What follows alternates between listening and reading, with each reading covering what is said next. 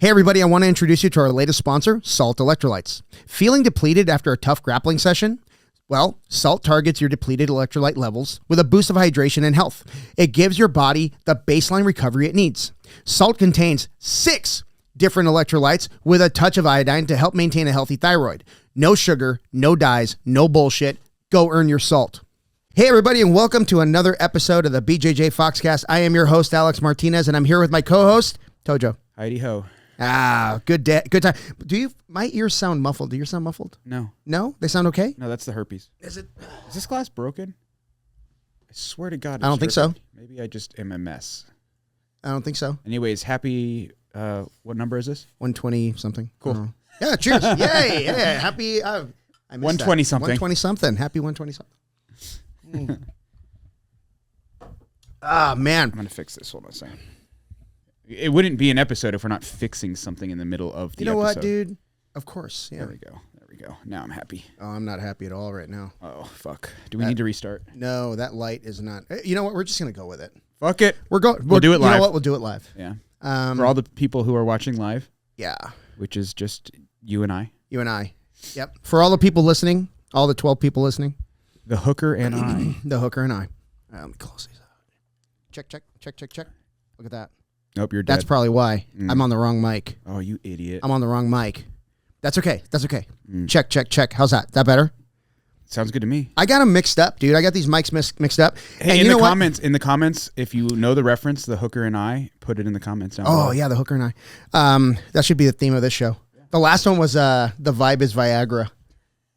I don't even know why. What were we talking about? We were talking about Corvettes, the vibe of Corvettes. Yeah, that's true. Oh my God. Yeah. Hey, the last episode, man, got some traction. By traction, I mean hate. That's because people are stupid and they don't know how to listen.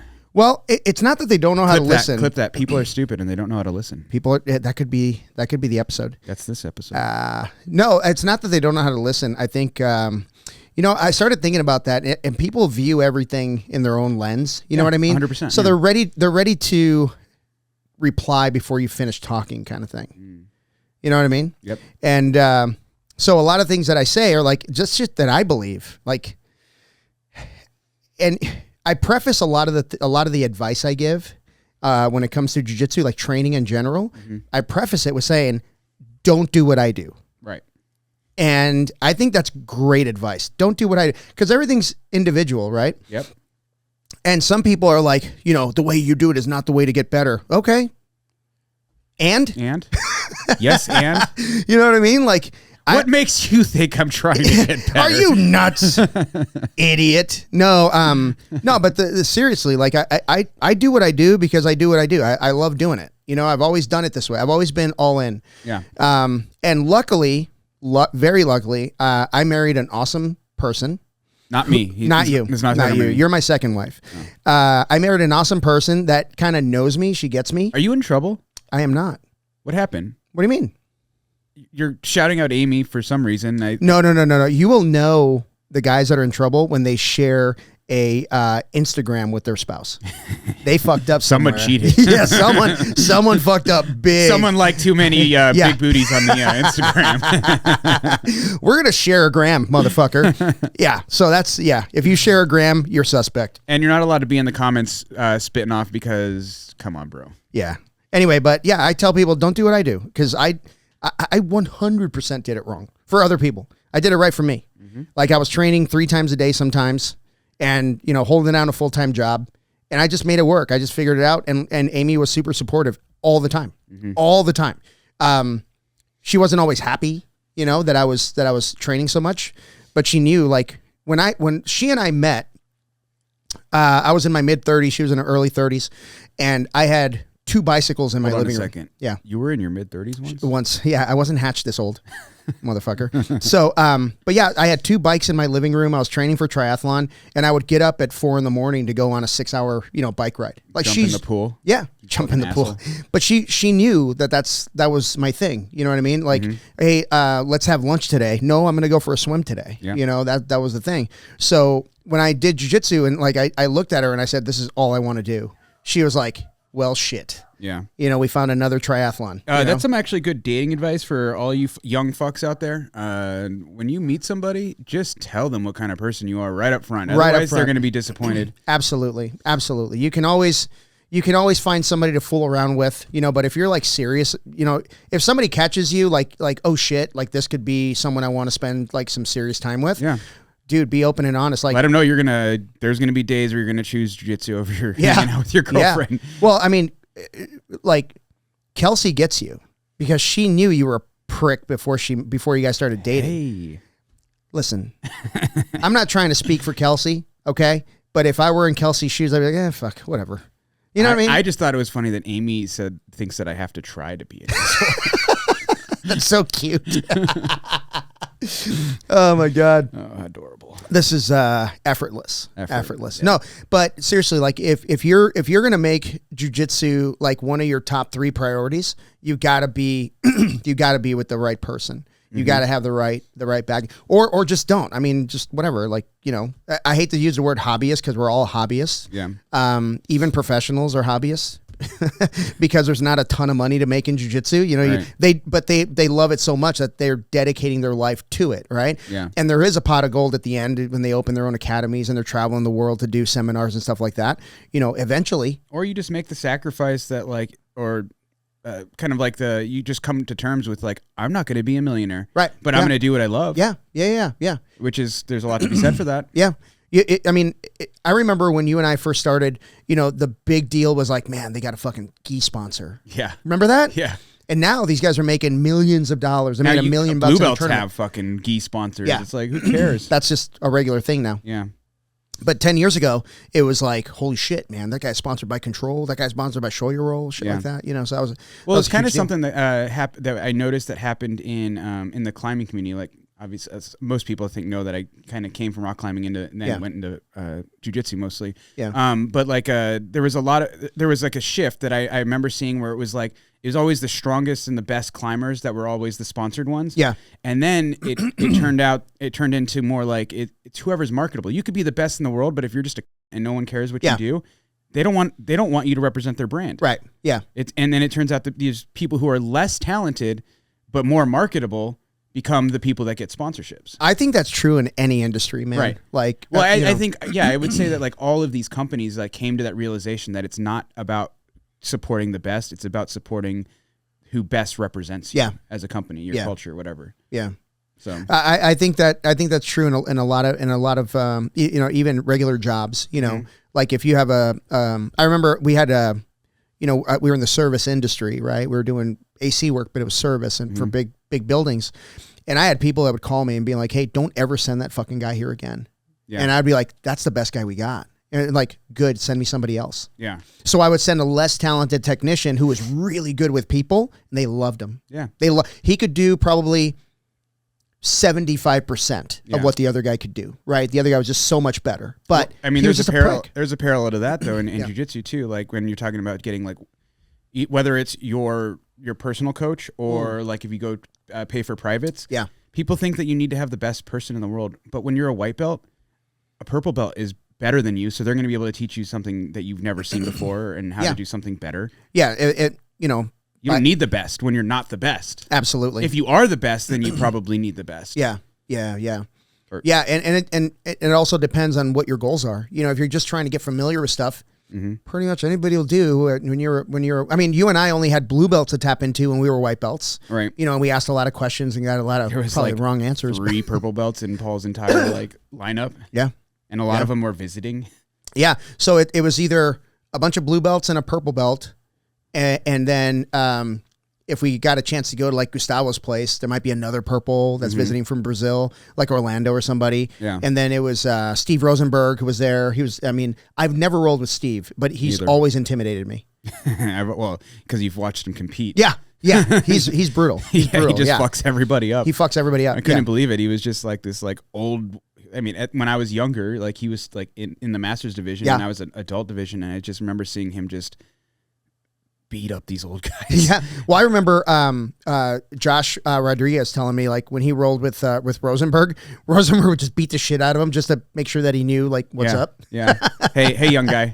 And that's a real old school way of, handling things. For sure. But he's always been really nice to me, and I like the guy. So, all the best. But I never got a chance to roll with him. Yeah, a lot of people are like, that's, that was abusive back then. It's like, but we still loved it. Oh, we loved it. It's like the Gauntlet. Like, it's such a bad look. I would never recommend anybody have that in their school, but man, I loved it. I would never do that in my academy, but gosh, I miss it. God, I miss it, dude. Oh, man. When I got my blue belt, I remember, I think Amy has a video, or maybe it's on Facebook, but I remember when I was watching it, and I remember someone hitting me so hard that I was like, oh my gosh, it was... was it Sarah Black? Sarah hit me in the belly. Yeah, she always hit everyone in the front. Yeah. So you always had to like cup that one, in case. Yeah, that one got my attention. Your old roommate, his name Hagberg. is... Hagberg, yeah. So I watched the video, and Hagberg's like 6'12" or whatever the fuck he is. That would be 7. Yeah, I know. And he freaking wound up, dude, with a long length of the belt. Whack! Caught me dead in the back, and that's when you I get went, one of those old worn-in belts, too. They whip good. They whip so good. Yeah. I remember... it was there was several of us. We would line up on the same side, and we had a system. It's like first guy takes a big swing, and then he ducks right away, so the second person can take a big swing, then the third, and it was just like pop, pop, pop, pop, pop, and it hurt so freaking bad. Oh yeah, but that was like, I miss those days, but it's very I don't know. It's brutal. It's brutal. This is how we coped with the trauma by just feeling nostalgic about it. Yeah. But we know that we would never do it again. I would never want to do it again. Yeah, man. I miss it, but gosh, it sucks. Did they really do it? So like as a black belt, like you get it. That's like theoretically the last time you do it, or do they do it with the stripes too? I don't think they do it with the stripes. I think it's just when you get your black belt, you got to walk up and down 4 times. Yeah. Fuck that, dude. Especially someone like with thin skin like Matt Mamler. Oh my gosh, yeah. He was shirtless, he was bleeding. Yeah. Ugh. Him and Boof. Remember Boof? He was Fonda? Bleeding too, yeah. And The Answer, remember? Anthony. Yeah. Oh man, he got whipped hard. They took their shirts off. Oh yeah. Yeah, fuck that. I kept my gi top on. Yeah, I'm a pussy. I was not about that life. No, man. When they took it out, I was like, you guys are outside of your mind. Yeah. Yeah, I think that was the last time we did it when I got my blue belt. I think it was the last time we did it. Yeah, maybe. Maybe one more time after that, but I remember that was one of the last times. And I think it was because parents. Yeah, a green belt walked the gauntlet, and that's a real bad look. Yeah, maybe. Yeah, so but I still see videos of people doing it, like in Brazil, stuff like that. So there's places in the United States that still do it for sure. Yeah, good on 100%. them. Some places do like the judo thing where they like throw you. Yeah, yeah. I saw this one where this guy like tosses his. I think the guy gets his brown or black belt. I can't remember, but his coach tosses him, and you could tell it like hurt him. It hurt him. Yeah, but he has to like kind of like, I'm good. Yeah, I'm good. Yeah, there was one video that got a lot of traction. By traction, I mean hate. It was a guy got. You mean engagement? Engagement, yeah, we'll call it that.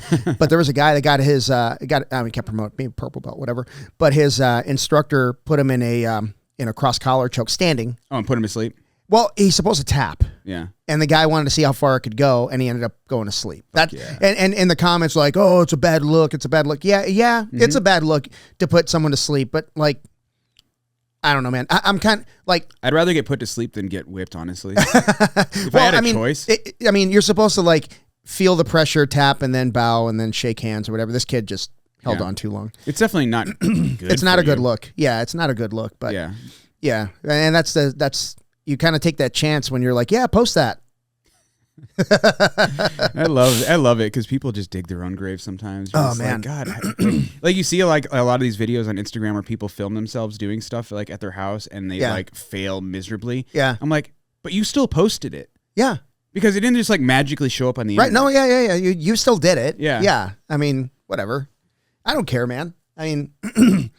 I guess unless they were like going live, sometimes you like film stuff or not film stuff, but like you are live streaming it and it's on the internet forever. Yeah. I rarely go live. Like I'll go live like in a group setting, but never like, well, I guess I'll go live when I'm doing like my business stuff. That's because you might say the N-word or something. No, shut up. Stupid. No, but I'll go live and like, I'll do these like, what am I working on today kind of videos. Yeah, those are cool. I like doing those. But we should do a live shitting on the comments. I love doing the shitting on the comments, but I think we need someone sitting across the way telling us the comments. Yeah. Who was the one who brought it up that we should, was it Carlos? He's like, we need to have it on the TV. Yeah. Like, we need to have it like so it can like display so like what we're looking at so they're not just listening to us read like you know. Yeah, we need somebody sitting in here running it and be like, oh, here's one. Jamie, pull it up.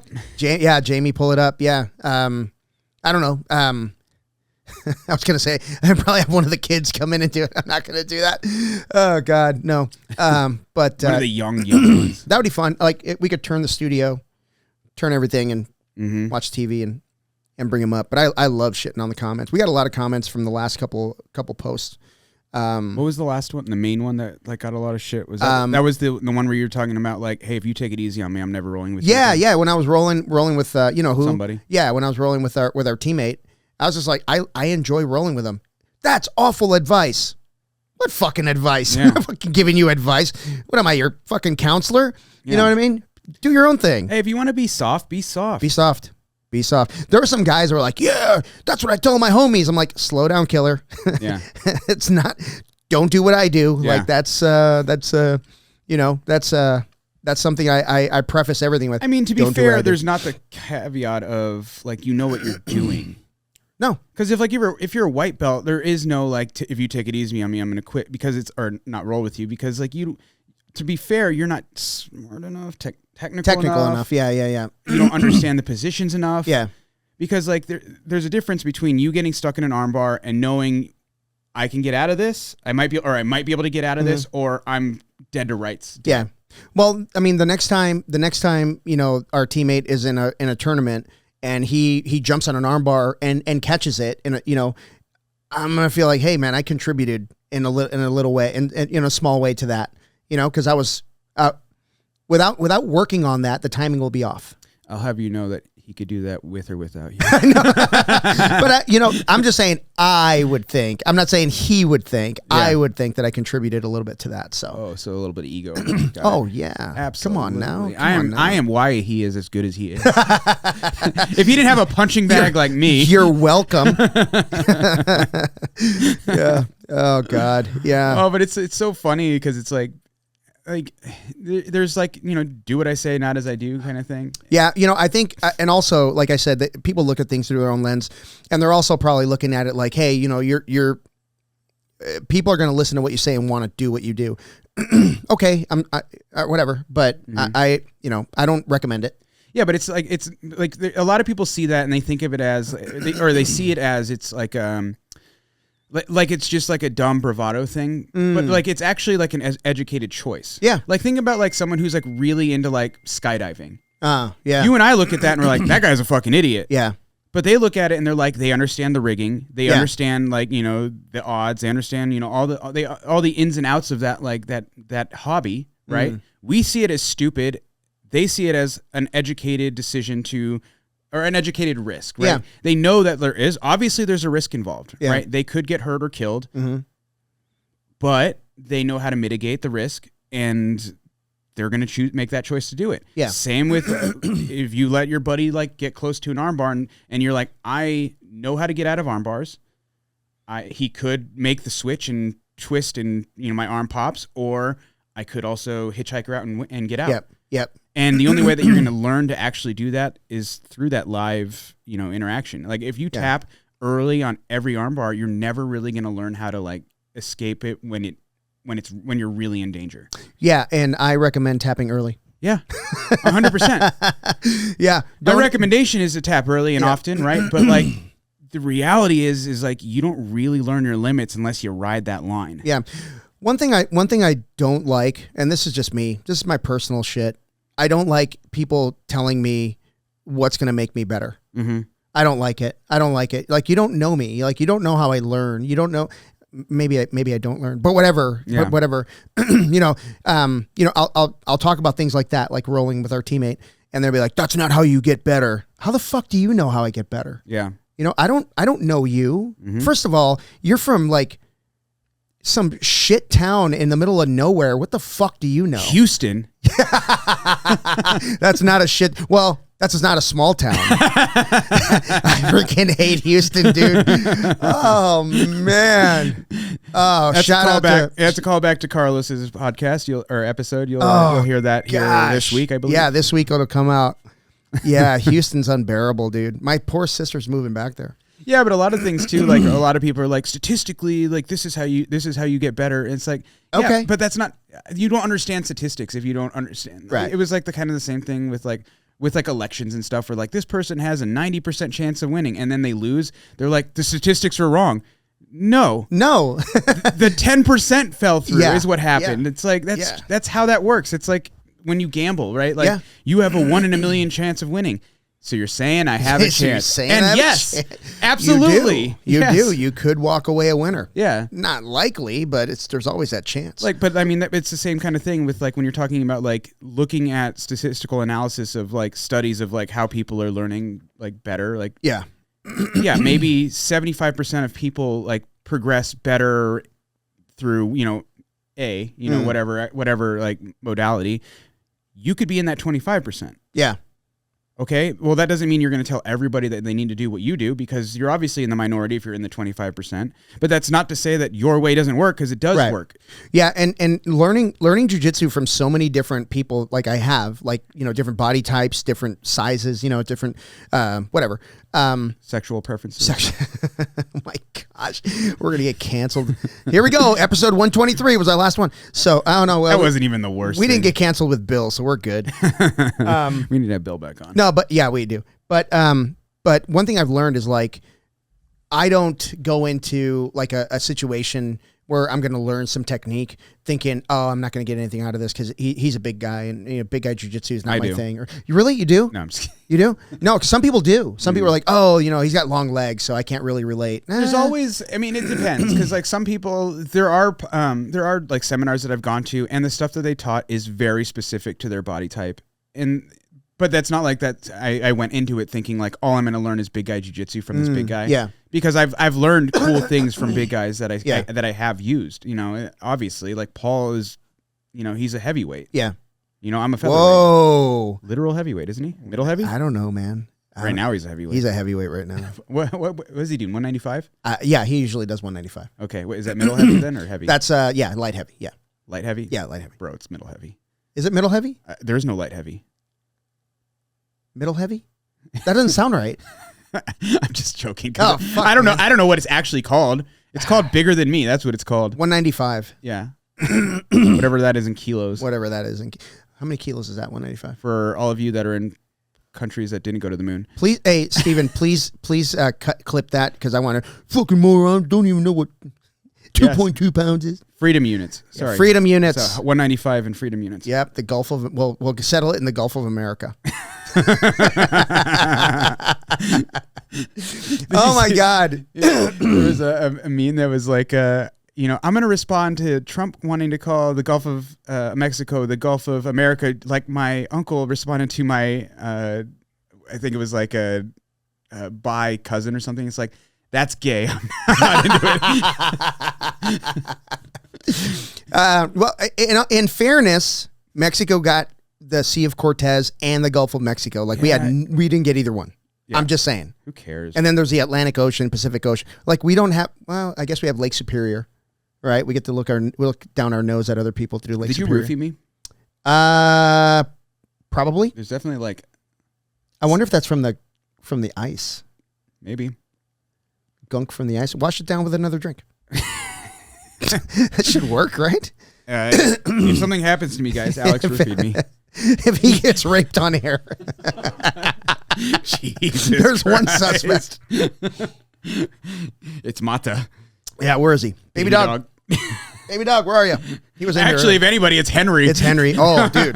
I'll dress you like a giraffe. Henry will pump you like crazy. My poor little girl. Oh my God. My little Hazel baby. Yeah, he was humping the hell out of her. He was just humping like whatever was accessible. Because she's like, so tall. Yeah. He's just like humping her ankle. Leave Henry alone. Hazel's my tall girl. Poor little guy. We're talking about dogs, in case you didn't catch it. My girlfriend. He's talking about my girlfriend. Oh, God. Yeah. So, what were you talking about? Before dogs? Learning. Yeah. So there's a lot of shit going on about like ecological jiu-jitsu with the stupidest name ever. Yeah. It's not that. So I was shitting on it last episode. I'm still shitting on it. And I'm not going to stop, but I want to, like, if it's going to help my students, like I want to check it out at least, right? Or at least, I'm not saying give it a shot, but at least learn about it. But but I just don't know enough about it to, have a Well, I'm going to talk out of my ass right here because this is what we do on this podcast. Start talking because this is going to be good. We really need Bill in this podcast because I bet he knows. Bill has probably known about ecological dynamics since 1978. All right. So first of all, it should be called economical. Why? Ecological. Because ecological has to do with like the environment. That's basically what they're saying. But I understand that your response to your environment. I understand. You're so uneducated. No, you're so uneducated. Damn it! I was actually can't even have a good I was going to conversation. totally try to get in front of that, but you fucking got there. I'm like, okay, that's a whole bunch of word salad that isn't true. Because that's not, you're using both of those words wrong. But anyways, wait, which words am I using wrong? The environment. It's not talking about like the jiu-jitsu environment. But anyways, it doesn't matter. I think I roofied myself too, man. Yours is a little. Yeah, it's got a little. Maybe your water just sucks. It probably does. Yeah. No wonder you have high water pressure. Interesting. I have cheaper water. I get more of it. But I mean, like what it comes down to is like for example, like say you have an hour to train every day. Yeah. How much of that are you wasting on drilling is what is kind of like the hypothesis, or like if the drilling isn't actually as effective as this modality, then you're wasting your time drilling.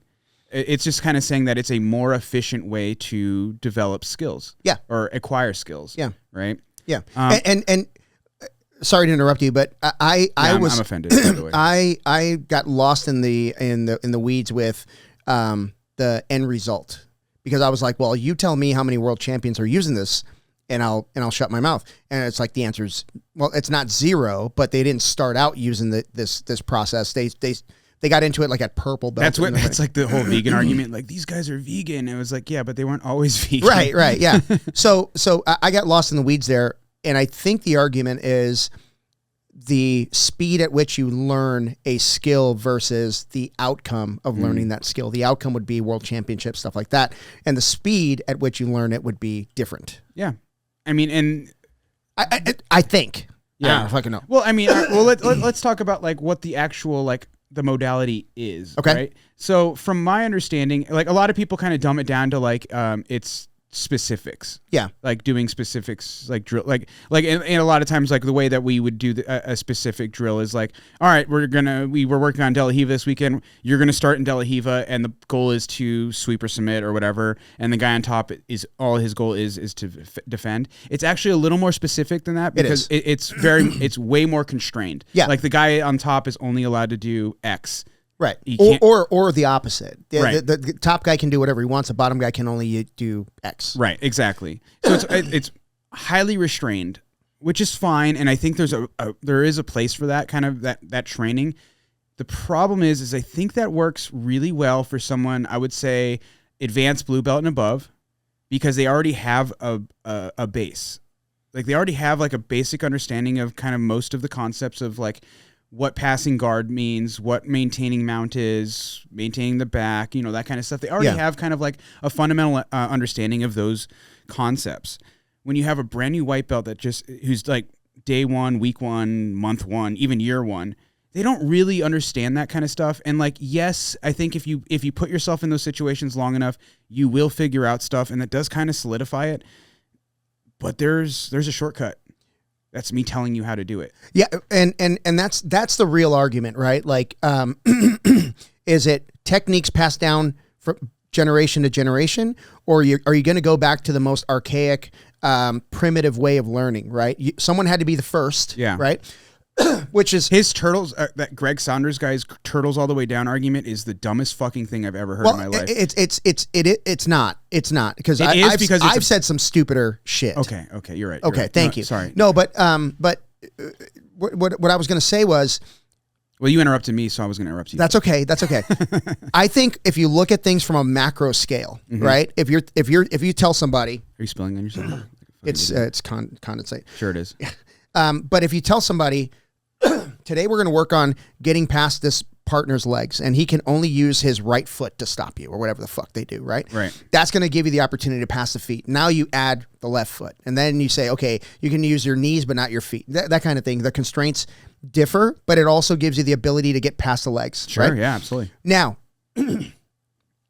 I think that once you achieve that, fucking, you're winning, and then you could, you can try different methods. It's good at like intuiting the concepts of different, like maintaining positions or beating positions. Yeah, on a macro scale. Conceptions. Yeah. So I don't think like you're never going to learn berimbolo through this position. And that's the other thing that I was not to say that like berimbolo is like the end all be all. I'm just saying something super technical. Yeah, but that's the other thing I was going to bring up is if you look at the people that are talking about these methods and modalities, they don't typically teach gi jiu-jitsu. I'm talking the guys that are like in the spotlight. I'm sure there's people out there that good jiu-jitsu.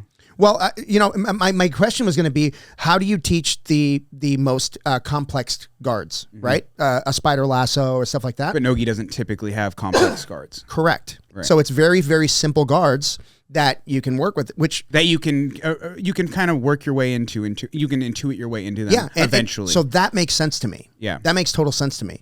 But the other thing is, like, now going back to the techniques passed down over generations.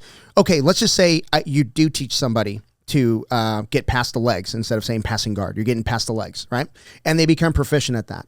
Now they're getting to a side control position, right? Mm-hmm. And now somebody is recovering from side control because they understand all of the details that it takes to recover. So they start to recover, and now you're teaching the person to hold them down, basically, right? Pin them down. You can do that. That's a macro thing. Now let's just say you're pinning them down, going knee on belly, and then throwing an armbar. There's only so many ways to finish an armbar. Sure. And if somebody doesn't teach you how to isolate the elbow, I doubt you're going to learn how to do it intuitively. And here's the thing: there's people who are taught how to do it and still can't do it. Still don't do it. Yeah. Even until like brown and black belt. Yeah. Like I've seen black belts who do shitty fucking arm bars from close guard, from mount, from like basic positions that are like they're relatively fundamental techniques. Yeah, and they're taught. Yeah. And you're telling me someone's going to intuit it? Right. So, and that was going to be my other question. Like, at what point does the instruction start? Because there's got to be some instruction. When you get down, otherwise, why do they need you? Right. Well, yeah, that's part of it. But when you get down to that micro scale, right, the isolating of the elbow and finishing the armbar, I don't know that I could intuitively have learned the things that I've learned in the past 12 years. Right. Well, so taking it back to like, so the argument is like, so where did you get your knowledge? And you're like, okay, my professor or my coach or whatever, where'd he get his? From his, and so on and so forth. Agreed. Again, it's the whole turtles all the way down thing. Yeah. But what the reality is like you didn't get all of your knowledge from your coach. Correct. Right. Yeah. You get a lot of it from your coach. A lot of it you learn intuitively. A lot of it you learn from other people. A lot of stuff you just kind of like fall into like by accident. Yeah. Not necessarily intuition. You just kind of like did something weird by accident, and you're like, wait. And then you wind it back and you practice it and you're like, oh, I'm onto something. And you learn something that works really well for you. There's a little bit of everything in there. Yeah. And the reality is like, so if you go far enough back, the majority of it was learning by accident. Like you would roll with your buddies. You had nobody, like none of those guys knew what they were doing. I mean, honestly, it was probably a lot more, there was a lot more risk involved, like, cause this was fighting for your life in a lot of instances. Right. Mm-hmm. But they would learn through trial and error. Sometimes that error was death. Yeah. So that, that would be the end of that. But maybe someone else who observed, picked that up. Yeah. But you're like, it's a lot of trial and error. And they were learning the hard way, in my opinion, back then. And that's why Dan made that argument to him. He was like, blue belts from 10 years ago are worse than I should say blue belts now are better than blue belts from 10 years ago, who are better than blue belts from 10 years before that. Yeah. And that's because of this progression, right? Yeah. Because like the longer we go down the line, the more teachable knowledge there is. Yeah. Because like we're like, people are figuring shit out every fucking year, and it's awesome, right? Yeah. We see a lot of really new, it's so weird because like you look at like what we're being taught at jiu-jitsu and like, there can't be more from this position. And there is. And then there is. Yeah, there is. And then some guy's like, hey, I learned a new way to do, how to pass, De La Riva guard. And you're like, holy shit, how did I never figure this out, right? Yeah. And it's like the more that people are like learning through, practice and intuition, that like I said, there is intuition is a part of jiu-jitsu. Agreed. But you don't get that without building the base first. Yeah, yeah, and that's where... Or you get it less, I should say. And I really believe that, and this is why I'm shitting on it because it's kind of like funny. It's just fun. You know what I mean? It's just fun. Well, I mean, it's kind of a meme thing. At this point. I mean, but think about like, 50 years ago or whatever it was when, jiu-jitsu was just like, it was designed so these guys could survive. You know what I mean? These guys could survive a street fight because they were really fighting for their lives, right? And then someone goes, hey, you know what? If we take the punching out, this could be a cool sport. And I'm sure all the guys that were fighting for their lives going, that's bullshit. You know what I mean? Yeah. So, I mean, and the farther you got away from the street fight, the more it became sporty, right? Mm-hmm. And now there's a new concept coming out and everybody's like, fuck and that. Ironically too, like, I mean, you would think like it's a fighting sport, but like when you take the actual fighting part out of it, then more technical stuff evolves. Like, realistically, like if you were in a street fight and you were to bear and bolo somebody, you're going to get your face punched in. Yeah. Yeah. Right? Mm-hmm. Or even like an Eminari roll, like you would never think to do something like that. No. It works in the UFC though. Right. I've seen guys do it, but I've also seen guys do it in the UFC and get their face pounded. Yeah, but they're not doing it on asphalt. Right. You know what I mean? That thing's going to stop you like nothing else. It's going to be like hitting the brakes.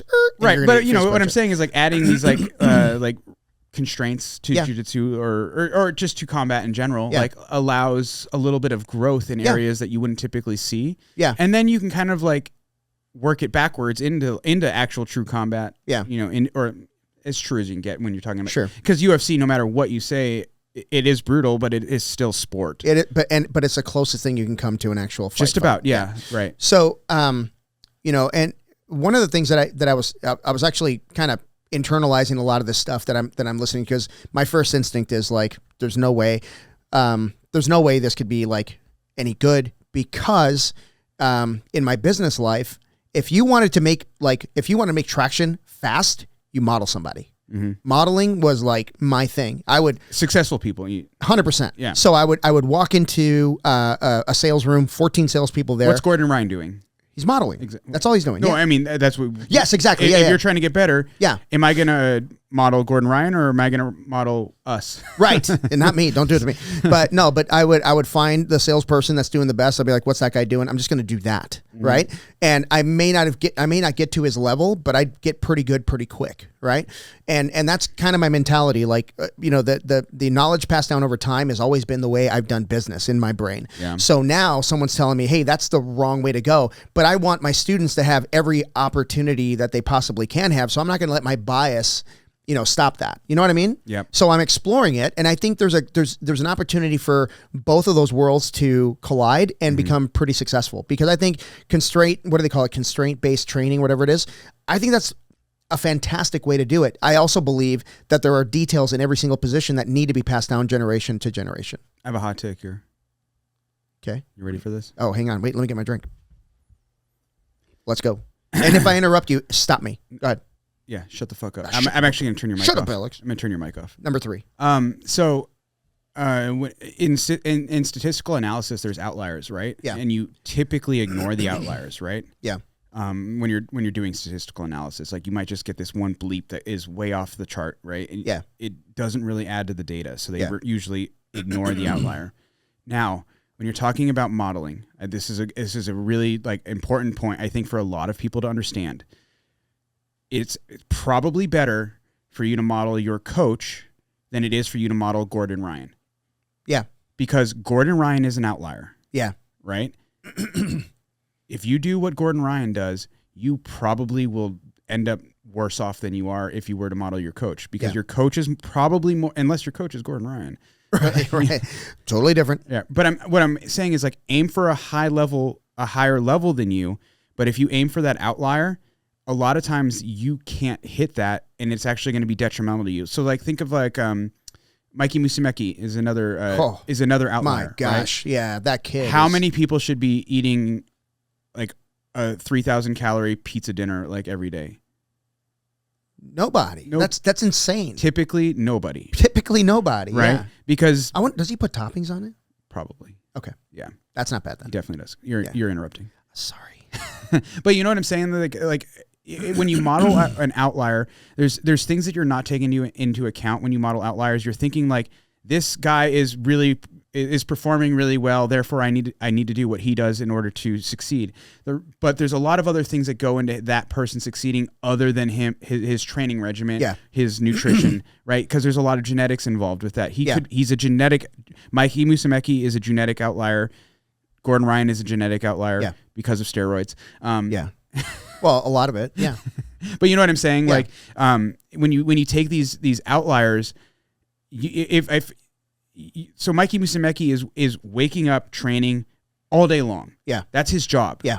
99% of us have a job, and then maybe we train in the morning, go to work, train when we get out of work, then go to the gym and do some sauna stuff or whatever, right? Do what the recovery we can. That's a lot. Yeah.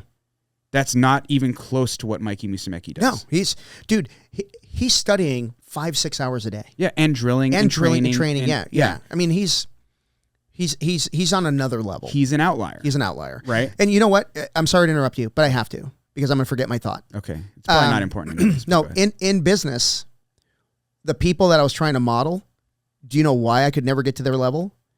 Because they always had something I didn't have. And here's what I mean. They cheated. No. They were just fucking ruthless. Yeah. They were fucking greedy and ruthless. I don't have that in me. Which is, you could argue, is it's either genetic or maybe they were nurtured that way, but like could be like this. And again, we can get really into the weeds of the biology and the psychology behind all of this stuff, but like I can't modeling I can. Bill, that's why you're here. Bill and I can. You and Bill can. Yeah, Bill and I will just have one episode without you. I'll just do the fart jokes.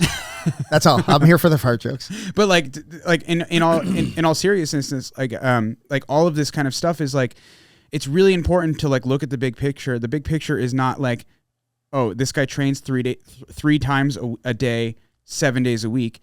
You probably can't do that. Right. Because one, you're probably not on steroids. Yeah. You're probably not on the right nutrition. You're probably just not genetically capable. Yeah. Like that's something that a lot of people don't want to like admit to. They think that like, oh, you could build to that. Some people, you can build to a certain level. Maybe. Well, I mean, no, you definitely can build to a certain level. Yeah. But like there are people who are just going to be genetically better than you. Yeah. Well, like, and that's a reality that a lot of people can't grasp. They can't hold on to it, and then they get hurt. Yeah. And then then they quit. Well, to your point, Leandro Lowe, he did 18 rounds a day, 3 training sessions, 6 rounds each. Oh, that's kiddie shit though. Fuck you, man. That's a lot. Well, that's because you're like Master 6 or something, right? 5. That's good. But you understand what I'm getting at, though, right? Oh, absolutely, man. I think you're nailing it with that outlier. Like, because we have people who are exceptional in their own right, but they're not like. This is really like not the right way to put it, but it's like they're not world class. Like let's just put it like they're not the Olympic guys, like right. But they're really good. The reality is 99.9% of us are not Olympic level and are not world class, and we could never be that. Right. That's the reality. That's the reality. It sucks, right? Yeah. It sucks to hear that. And I think not all of it's physical. Like I said, in business, those guys were killers. They were ruthless. Yeah. And there was one dude in particular, I can't remember his name, but he was a little bit older. Yeah. But he owned the office. He was just a sales guy. Yeah. No one fucked with him. Whatever he wanted, he got. And every customer that I ever talked to about him would say the same thing. I fucking hate that guy. Right. But that guy was so good at solving problems that they all did business with him. But that's like Tiger Woods, Michael Jordan. They all they are very flawed humans, but they are great at golf or great at basketball. Yep. Right. Yep. This guy was great at sales. He was the best guy I've ever seen in my life. I'll bet he was an awful husband. Probably was. But when he said once he did a big job, big hospital in downtown Phoenix. And he goes, oh yeah, I bought a condo in Mexico with the money I made on that job. Jesus Christ. That's a lot of cash. He made a lot of money, dude. Yeah. He made a lot of people. And the thing is, like, the bosses hated him and loved him because he made them a lot of money. But he was an asshole. He was a fucking asshole, but the best sales guy I've ever seen. Yeah. And I don't have that in me. Like, all of my customers were like my buddies. Yeah. They went to my wedding. Like, I had my customers at my wedding. They were like friends of mine. Yeah. But I was doing probably like a third of what that guy sold a year. Yeah. So a lot of people may know or don't know that I do like pharmacy audit. Mm-hmm. Like I one of my favorite things to do is dealing with like trouble pharmacies, or kind of like, I guess you could say they're like just kind of pain in the asses, right? But like for me, like my tactic has always been like, honey attracts more flies or more flies than vineger. Dead squirrels. Dead Try squirrels it. too. Fuck, a lot of flies with dead squirrels. Yeah. But you know what I mean? Like it's like you always like my tactic has always been is to empathize. Not empathize is the wrong way. Like kind of like buddy up with them, or like I know this is fucking stupid. Like get it, like I fucking hate this shit. Like However, the government is making us do this shit. Like this is fucking blah, blah, blah, blah. You know what I'm saying? But like you kind of like empathize isn't even the right word. It's beyond. It's not empathy. I don't have empathy with this guy, but you kind of like it's fake empathy. We're like in the trenches together kind of thing. It's more like the tactic that I use with a lot of like these like kind of pain, because they're just like they're sick of getting dicked around by all these fucking rules and regulations, which I get. Yeah, because it is fucking annoying. Yeah, right. But they're there, and we all have to kind of like we all got to play ball by the same rules, unfortunately. Right. Yeah. So you it's kind of the same idea, right? Yeah. And like I said, man, like the reason I'm even like exploring this, because like I want to give my students like every opportunity, right? And if I just shit on this and say it's no, this is not what we do, then maybe I'm missing something. You know what I mean? And I'll never know unless I explore it. But I will tell you what, starting the research on it is fucking boring. Oh my God, it's nothing but academics. Well, like, here's the problem. Shoot me. Most of these guys are either no offense to academics, but you guys are fucking boring. Most of these guys are either citing the sources wrong, or not citing the sources at all, or are incapable.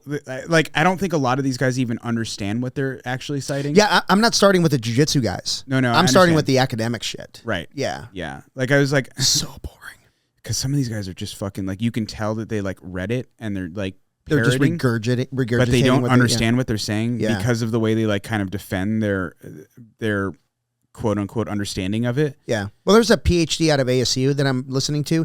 He kind of gets it. Like he talks about it from like he's definitely a jock sniffer. You know what I mean? Yeah. So like he's talking from like a baseball standpoint and like So here's the thing, football. Like the problem with like I think you and I talked about this the other day about like stuff like baseball and basketball. There's quantifiable measures, right? I throw a ball, it goes into the basket. There's not exactly the same quantifiable metrics in jiu-jitsu. Well, that guy Greg Souders, that's making a lot of waves. Probably the worst messenger for the ecological approach. He's a bit of a dickhead, but he admits it. Yeah, I gotta admire the guy because he'll tell you like he's only excuse me. He hates going on podcasts because he hates talking to people. That's because he's like a wannabe debate bro, and he doesn't understand like the informal fallacies that he likes to spout. Like, well, sure.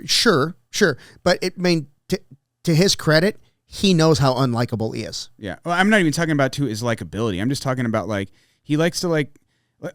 So debate bros like, oh, that's ad hominem, bro. Like that kind of stuff. That's a straw man argument.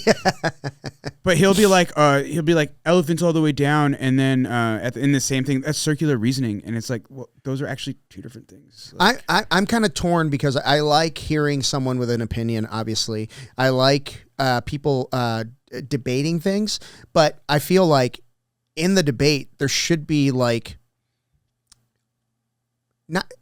I don't think the goal should be to win the debate. 100%. It should be to win the audience, right? Get people buy-in. Well, that is what winning a debate is. No, actually. It's not. Because no, I mean, but it was true debate is literally winning the audience. Yeah, but if you look at the Dan, what's his name? Big guy, Jiu-Jitsu Giant. Jiu-Jitsu Giant. That's and Greg, when they debated, everybody's like, "Oh, Greg was better prepared." Okay, because he cited a bunch of stuff and he talked in a giant circle. It was like word salad, a lot of it. So when I watched that, first of all, like for those who don't know, so it started off with the Jiu-Jitsu Giants. I think it's his channel, right? It was just a YouTube Zoom call. Yeah, debate. so he invited Greg Sanders and Tom DeBlas. Tom DeBlas was on for like the first 45 minutes. Fucking love Tom, great guy. I like Tom. He is really bad at doing this kind of stuff because he's too nice, if that makes sense. He tried to play the diplomat way too much. He also didn't really understand what Greg was saying. Yeah, like because he kept like kind of going back to like, but I can drill, right? But we can still drill, right? Yeah. And what Greg was saying is like, no, because drilling is like a waste of time. Yeah, I mean, well, no, to his point, he wasn't saying that drilling was a waste of time. He was just saying that there is better ways to spend that time. Great. Yeah. He was not saying that drilling was a waste of time. Yeah. He was just saying that if you do drilling, say like if you have 100 units of good time, right, or whatever. Drilling is 50. If you do ecological jiu-jitsu, it's 100. Yeah. Right? He's just saying it's less efficient. That's why I don't think it should be called economical jiu-jitsu because it's an economy of time. Wow, is what you're talking about, right? Hey, let's make videos. Let's fucking sell this shit, dude, bro. Economical. We're about jiu-jitsu. to be rich. We're gonna be fucking rich. We're gonna be worth tens. Check our Patreon. We're gonna be worth tens, tens of dollars, tens of dollars. You know what? We should just. It's $1 million per class. We only got to get one sucker minimum. Yep. We only got to get one. Yep.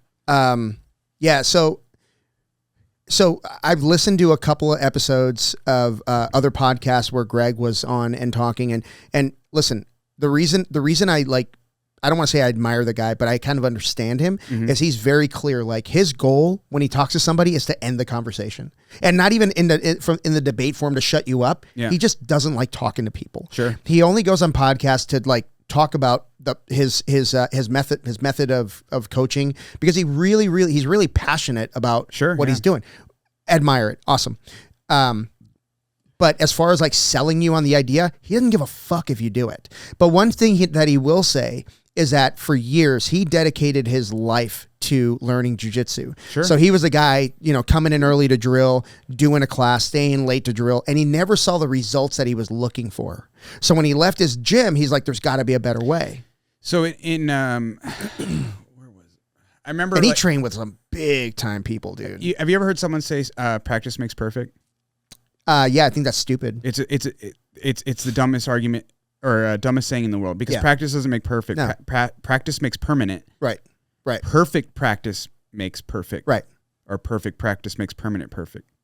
Oh my God, my head just exploded. Yeah, but you know what I'm saying? Told you, we're totally gonna be worth tens. 100%. No, tens. But you know what I'm saying? Like that's the reality of it. It's like you can. It's same with drilling. Like if you're drilling, and to Greg's point, like a lot of the drills that we do, like like the kind of like for example the Toriano drill that we like kind of do where it's just kind of like we grab the pants, push the legs to the side, knee on belly, boom, boom. That's not typically how you do a Toriano drill. No, but it's a great warm up. It's a great warm up. Yeah. But just get the body moving. But it's a warm up more than it is a drill. Yeah, I think so. Or I would say like it's better for cardio than it is for like learning a technical way. But the problem is like when you do stuff like that constantly and under the guise of it being like this is like we're doing jiu-jitsu specific drills to warm up. It's not really jiu-jitsu specific, and that's to Greg's point. It's not really actually how you would be doing that drill. Yeah. Or how you would be doing that technique. Actual pass. Yeah. So by doing it that way, you're teaching someone to do a technique that is not actually how you would do the technique. Does that make sense? Yes. But but it's showing them the circular motion of the technique. So there's like variations of the technique that actually do work. 100%. Right? Yeah. I mean, obviously, like there's like, when you say Toriano pass, okay, that's like escape close guard. You know, there's like, like everyone has their own variation of like how to do it right, quote unquote, right? Yeah. Or as Greg Saunders says, there's no such thing as right or wrong. There's only effective. There's only effective, ineffective, yeah. But I mean, but everyone has an effective way of doing a Toriano pass, X pass, knee cut pass, whatever. Yeah. But there's a million different ways. Yeah. Well, my argument, not argument, I guess my feedback, I guess, that I could give to people about the debate was I don't like it when academics look down on non-scholars, right? So if you're a true academic and you're talking over my head, then you should be able to dumb it down for a blunt object like me to understand. And to look at somebody and say, I don't have time to teach you this, right? Because you're just so uneducated. Well, motherfucker, we're having a conversation. Why don't you help me out? Well, there was a physicist who said that if you can't explain something to a 5-year-old, you don't actually understand. You don't understand it. Yes, correct. And I actually think there's a lot to that. Yep. And on the flip side of that, if you're going to make an argument for or against something, you better be able to make an argument against it, right? Yeah. So I mean, if you're going to talk about, whoa, something happened. What's going on here? What are you talking about? I don't know. We lost 2 cameras. One it. camera's back, 2 cameras back. All right, we're back. Fuck these cameras. We're back. I don't know. I just did that. No, but like for real, like if what I do agree with Greg, and don't get me wrong, Dan and I think almost exactly the same because I believe in modeling and passing down information over generations. That's to me, that's a no-brainer. But Greg, with all of his flawed, reasoning, that in my opinion, he also had a great argument for what he was doing. Yeah. And he could make the argument against the traditional way of teaching because he did it for so many years. Right. So I think if you're going to step in that arena and say, I'm going to debate you, you should probably know what he's talking about first. Sure. Right? 100%. Dan looked unprepared. Yeah. So a lot of the things that Greg could say very easily to win a debate is like, dude, I don't have time to explain this to you in 1 hour. I've been studying it for 10 years. Yeah. Well, that means you don't really fully understand it. No, but that's an easy. We're talking about winning a debate. You said win the audience, right? Yeah. I don't have time to teach this to you because I've been studying for so long. We only have an hour. Yeah.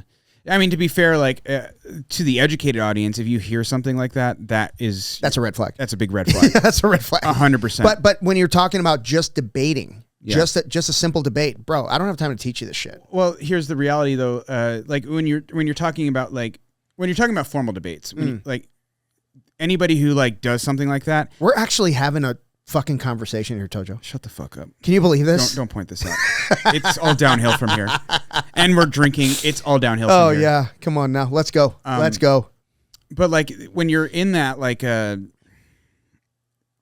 like an actual formal debate, when you kind of like, I can't explain this to you. Well, you're basically admitting that you don't understand something. Right. And that's kind of what I saw a lot of from Greg in that. And unfortunately, Dan doesn't really understand it either. Yeah. But here's the kicker though. Like it doesn't really matter. So if you look at so medicine is a good example. So a lot of time you'll do rat studies, you'll do petri dish studies. You'll like a lot of this happened during COVID. And a lot of shit is miscited because they're like, well, it works in this study showed this because. All right, so like take for example, you put like a bacteria on a petri dish. Guess what? If you pour battery acid on that petri dish, you're going to kill every single bacteria on that petri dish, right? Yeah. Oh, okay. So if I have strep throat, I should gargle battery acid, right? Sometimes I wish you would with your fucking mouth, but probably not. It wouldn't help. I'd find a way to get through it. Yeah, I know. But you understand what I'm saying? Yeah. Like it's like what happens, what works in the lab, or under these particular studies, under these particular constraints, which are not jiu-jitsu specific. These are outside of, these are just human psychology type studies that they're talking about, right? That's true. In that very, very specific situation. Like, okay, they're like human psychology says that like humans learn better this way. Yeah. Okay. No, that's not what that's showing. That's showing that humans learn better learn that better this way. Whatever they're trying to do in this particular study. Yeah. And a lot of times you can extrapolate that knowledge into like how you should learn how to tackle somebody, how you should learn how to shoot a free throw, how you should, do a double leg takedown, right? Yeah. A lot of times you can extrapolate that stuff, but it doesn't, like when you get those results, it doesn't mean, 100%, this is how you should be teaching this. However, I don't disagree with what you're saying yet, but what I will say is a lot of learning is small wins. Mm-hmm. So think of it this way: you have a white belt, been training for 3 weeks, right? He's your partner in training. He ties his belt right. He ties his belt right, but he's your partner when you're doing these techniques. Yeah. And you go through this constraint-based learning where they're saying Tojo can't use his feet or his right leg, right? He can use his hands. He can use his left leg.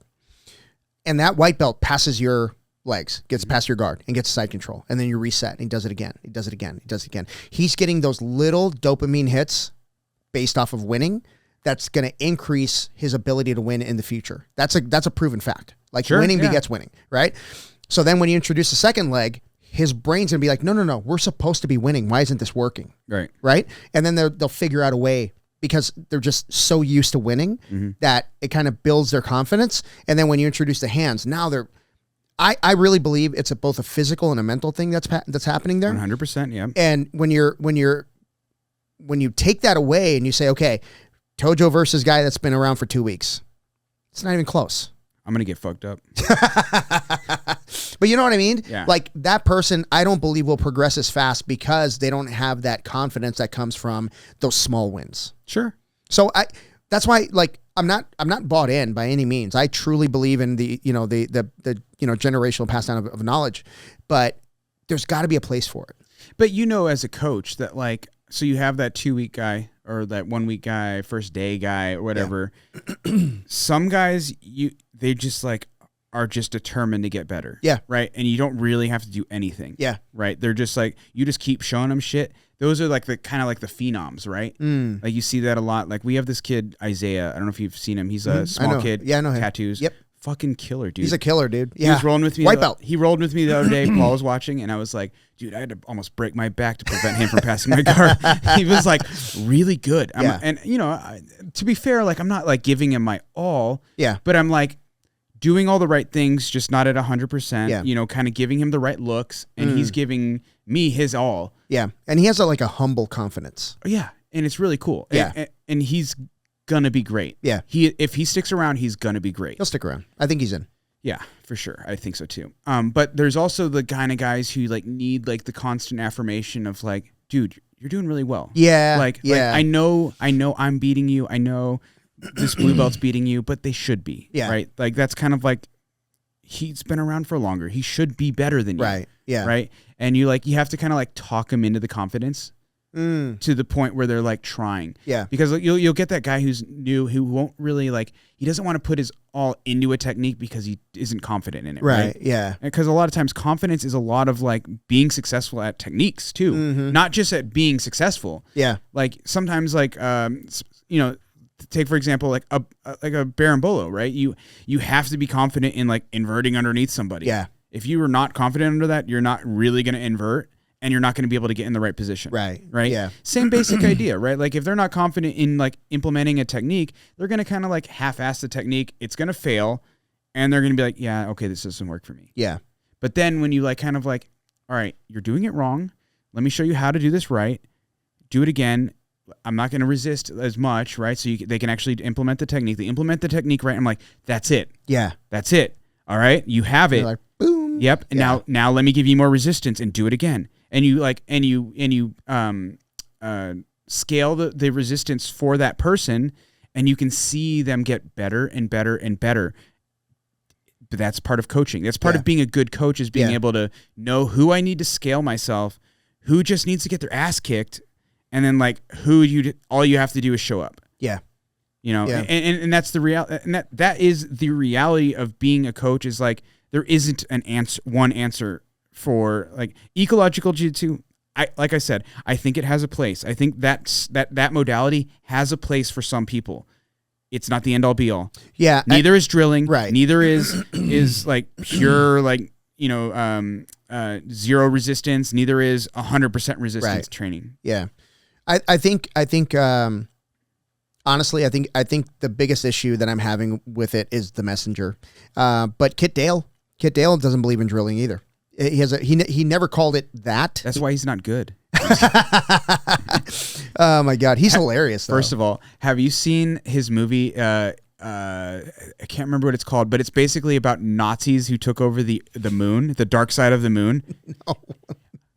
I think Seth Green is this religious leader who's like an Apple religious leader. It's a spoof it's a comedy. It's a comedy. Okay. It is fucking ridiculous. Yeah. Kit Dale's in it. It's awesome. Oh, watch that so movie. funny. I can't remember what it's called. Just type in Kit Dale movies. You'll find it. It is worth a watch. Yeah. And if anybody doesn't know who Kit Dale is, he's a very high level jiu-jitsu practitioner and does not believe in drilling. I'm pretty sure he does believe in instruction though. Well, so like that's the thing. All right, so when I'm listening to these people talking about like drilling, when I think about drilling, I kind of think about like the stuff that we do, like Toriano Pass, X Pass, Neon Belly, windshield wiper, like that kind of shit. Yeah. That's what I consider drilling. I think what they're talking about when they're talking about drilling is like, I teach you how to do an armbar from close guard. Already break 1, 2, 3, clap. That's exactly what they're talking about. And then you go to like basically do resistance-less training where your partner is just your uke. Yep. And you're just like you're basically drilling, or you're doing like 10 repetitions, or you'll do 2 repetitions of like the arm bar, and then you'll switch, and he'll do 2 repetitions of the arm bar. Yeah. I agree that we do way too much of that. Yeah. I mean, I think a lot of it's like we just don't know any better. I think we structure it wrong. Let me reframe my what I said. We frame it wrong. That's gonna fall in your lap, by the way. No, it won't. I'm gonna laugh. This my is ass leather, off. pleather. It's not leather. This is pleather, and it's holding on to it just fine. How dare you? It's okay, Ooh, couch. this bottle's got a lot of proof. I'm already Couch, feeling you're it. taking care I'm of feeling this. it right now. Hey, this chair's taking care of me, and this whiskey. Hey, we're almost halfway. I feel like we're in COVID times. We're COVID time, baby. This is like we're the only thing is like we got to go to work tomorrow. That's the only difference. Yeah, fuck you. Why'd you remind me? Calling sick. No, but like here's how we probably should do drilling, right? All right, so you and I are coaches, right? So we show a technique, whatever it is. Doesn't matter. We'll just say armbar from fucking close guard. Ready, break. Ready, break. All right. So I do 2 reps. You do 2 reps. Yep. Maybe we do that 2 or 3 times. Then I want the person who's on top, the guy who's defending the armbar, to give 20%. Yeah. I do 2 reps. You do 2 reps. Yeah. 40%. I do 2 reps. You do 2 reps. 50%, 60%, whatever. Increase that resistance, because if you're not increasing the resistance, you're not. The closer you get to 100%, the more realistic it is, right? If you only practice at 0% or 20%, you're not really preparing yourself for, all right, let's roll. Yeah. Paul used to do that when we did comp class. Yeah. Well, like the real comp class back in the day. Yeah. We would do like arm bars, like regular arm bars, not even from guard, just like you're laying on your back arm bar. And it's like, 25% escape, 50% escape, 75, then 100 you probably shouldn't be escaping. Yeah. But you're so used to like hitting that big, that big turn that it helped a lot. Triangles, all that stuff. We used to do that all the time. And that was painful, but. Yeah, I think like 25, 50, 75, 100 is how we should be doing that. Yeah. I mean, obviously those numbers aren't quantifiable. You can't really like measure 25% of your effort. Right. But like, kind of like give them a little resistance. Give them a little bit more resistance. Give them kind of a decent amount of resistance, and then give them all your resistance. Yes. Right? Because that's how you're going to really learn how to implement any technique. Yeah. And I think with the constraints-based stuff is like, okay, if you're doing that against a white belt, then he's probably going to tap every time at 25, 50, 75, and 100. But if you take away some of the things that you can do, it'll give them a little bit of an out, so to speak, right? Give them a little bit of a win. So, like I said, man, I think it has a place, but to say it's the end-all, be-all, I disagree. But that's just my stupid brain because I don't know enough about it to give a good argument. Yeah, and I don't honestly like. I've watched not a couple. I actually watched a lot of videos on this, and I haven't really seen anybody break down like how you truly implement this. Like, there's a couple things out there. Yeah, kind of, but like not. They're not consistent. No, they're not. They don't say like this is what I do. Right. That's working, and they never go there. Right. They're just saying like we do it and it works. I'm like, okay, so do what? What does it look? What does it look like? Like, if I want people to get good at, I always go back to Berimbolo. If I want people to get good at Berimbolo, okay, so what am I? Do you know what it smells like? No, really. It smells like someone's trying to sell a fucking video that they're saying don't buy videos. Right. No, 100%. It's like all the guys who are like, dude, Big Pharma, all they want is your money. All they want is your money. I got a supplement though. Yeah. I got a supplement. Yeah. I'm hustling a t-shirt. You guys want to buy a t-shirt? You should check out On It though. Oh? Ooh, bro. What's going on with On It? I don't know, but I got a supplement. Yeah. Anyway, where do we go from here? We fucking spend a lot of time talking about that shit. I don't know. Without having the comments, man, I really want... I just really... There's that Muay Thai guy that's... Dude, that fucking guy's on every... So I'm looking at... he loves us. No, he's on not just us. Like anybody that talks about this shit, he fucking goes after him. So he's a dick rider. He's a fucking dick rider. Yeah. For him, you know? Yeah. So like... Hey, don't sell yourself short, homie. Like, you're a good dick rider. You're a good dick rider. Good for you. You're the best dick rider. Good for you, buddy. Yeah. No, but yeah, so anything I see about the ecological thing where somebody shits on it, I'm like, okay, got to see the comments. So I look at the comments and he's always in there. He's in all of them. This guy shits a lot. He shits a lot because that's the only time I fucking comment on anything when I'm taking a shit. So I'm assuming, have a lot of fiber. Yeah, I'm assuming he's shitting too. So yeah, so this guy must be in the bathroom a lot. Hey, I bet he's got a really comfortable toilet bowl seat. Dude, have you ever seen those cushiony ones? Those were a thing back in the day. I don't like them. Yeah. Because they split.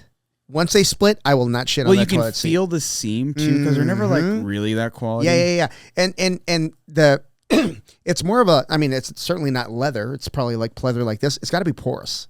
So you know there's shit in there. Well, no, they're like kind of like, well, like you said, they're like pleather, but they're like, it's like they're like cleanable. They're almost like plastic. But plastic is porous. Well, everything is technically porous. Right. Porous. Yeah, but not everything has my ass on it. Yet. As far as I know. Oh, God. Well, that's just because you're not a go-getter. You're not applying yourself, Martinez. Hey, that mic you're talking into has my ass on it. Oh, God. That's been in my ass. You smell it? Oh, my God. It smells like whiskey. Why does it smell like Vaseline? So gross. That glass you're drinking out of. Oh my God! You know, have you ever seen One Guy, One Cup? I think we did roofie each other. Well, hey. Oh my God! I think I got through it all. You got to wash it down. Yeah, no, I got it.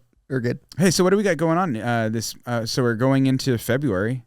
Do you guys have any competitions or any events coming up? We actually have one next week. There's AZBJJL competition on the 8th. We got a lot of shit going on in February. Say that again. You slurred a lot. AZBJJL. Oh, nice. Did I slur again? No, that was good. That was good. Okay, thank you. So, yeah, we got that coming up.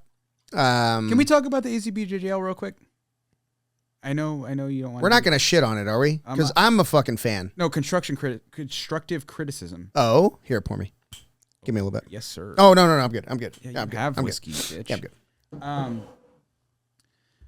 So wait, you're assuming that anyone's going to listen to this, right? Yeah. Okay, good. I assume. Of course, I assume. Good. It's called confidence. You're wrong. I have confidence in my technique, even if it's not going to work. Even if it doesn't, especially when it doesn't work. I'm going to go roll with Gustavo, and I'm just going to be like, I'm going to submit him. You're not. I'm not. You're not. Probably not. Yeah. No, you're not. Yeah. Have you seen him? Oh my God, he's a fucking animal on right now, dude. Yeah, he's on a tear, dude. And he's in his mid 40s. I don't want to talk about it. Or, I was telling Dave, I was like, hey, you should totally do nationals, and then you can roll with Gustavo. you can take a proper ass whooping. Masters for featherweight. Good luck, buddy. Yep. Best of luck to you. That's Gustavo's bracket. Yeah. And when I say it's Gustavo's bracket, I mean it's his bracket. Bracket. Yeah. It's kind of like when Q decides he wants to do featherweight Masters 2. I'm like, all right, Q, it's all yours. Not signing up. All yours, homie. Yeah. No, like one of the things that I think that, and this is definitely very niche. This is like you and I niche, not like I think the general like listener is going to be like, shut the fuck up, you idiots. I'm already saying that. I'm already in. Yep. The whole coaches thing. Coaches thing. What about it? Where like they're like, all right, you can have 2 coaches if you have like X amount of athletes and. Well, yeah, because there's dude, there's too many people back there. Is there though? There is. First of all, is there? There's way too many people back there. I mean, no one needs 4 goddamn coaches. You're 100% correct on that. I've never felt crowded over there though. Bro. It's a tournament. Like every tournament you go to, no matter where you're at in that tournament, you feel crowded. No. I think the last 2, they've done a better job at policing that shit. Yeah. Getting people out of there. But before that, there were children back there. Like no one was checking anybody. I think they should probably kind of switch. So what they do with like Master Worlds and Worlds and Pans, where they have like the kind of like the coaches' seats. Yeah. And then like you have to get a coach's wristband. And I think they should do something similar to that. Yeah, that works out really well. It does. I don't know why. I never had to be like, oh, I can't find a seat. Well, because so the reality of it is like when you have that like the center alley where that's away from the spectators, where all the coaches and the athletes are, you don't want to leave. Right. Right. Right. Yeah, because you got to go through the bullpen and all that other bullshit. Right. Yeah. If you just have a spot for the coaches don't want to hang out there. Right. Right. Unless they have an athlete there. Yeah. Right. Otherwise, you're just kind of like, well, I have an athlete over there, like because it's not as easy for you to like go back and forth to a bunch of different. It's impossible, right? Yeah. When you're in the center, it's real easy to just be like, I'm a coach, but I'm also spectating hard. Yeah, and here's the thing, like, there's been several times when I look over my shoulder, and there's like a guy from our team who doesn't have a horse in the fucking race, like just standing there. Yeah. Yep. 100%. You know what I mean? Like, dude. Yeah. But here's the issue. Like, so Paul has basically a coach for every one of his, like almost every single one of his classes has a different coach, right? Same here. Yeah. You have the same thing, right? So like the 6 a.m. is me. I learned that from Paul. 10 a.m. is Ramsey and Amber, right? There's the women's class for Amber. Yep. Paul teaches the advanced class, right? Brendan teaches Nogi and kids. Yep. Right? That's a lot of different coaches. It's usually split adults, kids. So Brendan obviously gets the kids, maybe Brendan and Paul. Right? Yeah. Cool. Okay, that's an easy split. But for the adults, like I could have like 3 of my guys going in from that are only the 6 a.m. guys. Okay. Boom, boom, boom. Right. Yeah. And then there's maybe 2 guys from the 10 a.m.s, and then 4 guys from the evening class. Right. Well, technically anybody could coach anybody, but like people want to have their coach. They want their coach. Them. Yeah. Right? Like my guys, they want Steve or Colin or so I think what they should do is like, so you know how we have to kind of like, we have to register like to be, black belts under the AZBJJL. Oh, you said it way better than I did. Yeah, because I didn't slur. I'm not drunk. I drink too much to be slurring. I am what you call a professional alcoholic. Fucking rookie. I'm what you call a But I mean, I know this is it just adds more bureaucracy into the mix, but like Paul should be able to, or like the coach, like the head coaches of these schools should be like, these are my coaches. Ramsey, Amber, Brendan, Tojo, whatever. These are my coaches. These are the only people that can get coaches' wristbands. Not every black belt. Right. Because I've had other black belts who are like, I'm a coach. I'm like, are you though? You substitute coach, which is fine. Like, that's cool. Those are the ones standing over my shoulder. Right. You don't need to be back there. No. I mean, like, it's don't get me wrong. I actually I like having like, a bunch of us back there. It's cool. Like, it's like a hangout, right? I get that. But it's like, that is the problem. Yeah. That is the problem, right? Mm-hmm. So have like the head coaches of each school designate, these are my coach. Like, so basically like when I sign up for my black belt card for AZBJJL, right? Oh, he missed it. when I get, when you have to register every year, right? You have to pay your dues or whatever. I get my black belt card. I don't know if I pay it, but whatever. Yeah, I don't remember. I'm sure I do. Maybe. Whatever. I don't know. I just throw money at them. Yeah. Here, take my money. Yeah. But like you say you're a black belt, right? You say there should be a checkbox like I'm a coach. Then they have to send that to the head coach of your school, and Paul says, "Yep, he's my coach." Yep. Or nope, that's not one of my coaches. He's just a black belt. You know who does that well? Jiu-Jitsu World League. Oh yeah. You have to like. I have to sign for my coaches. Yeah, it's cool. I like what they do.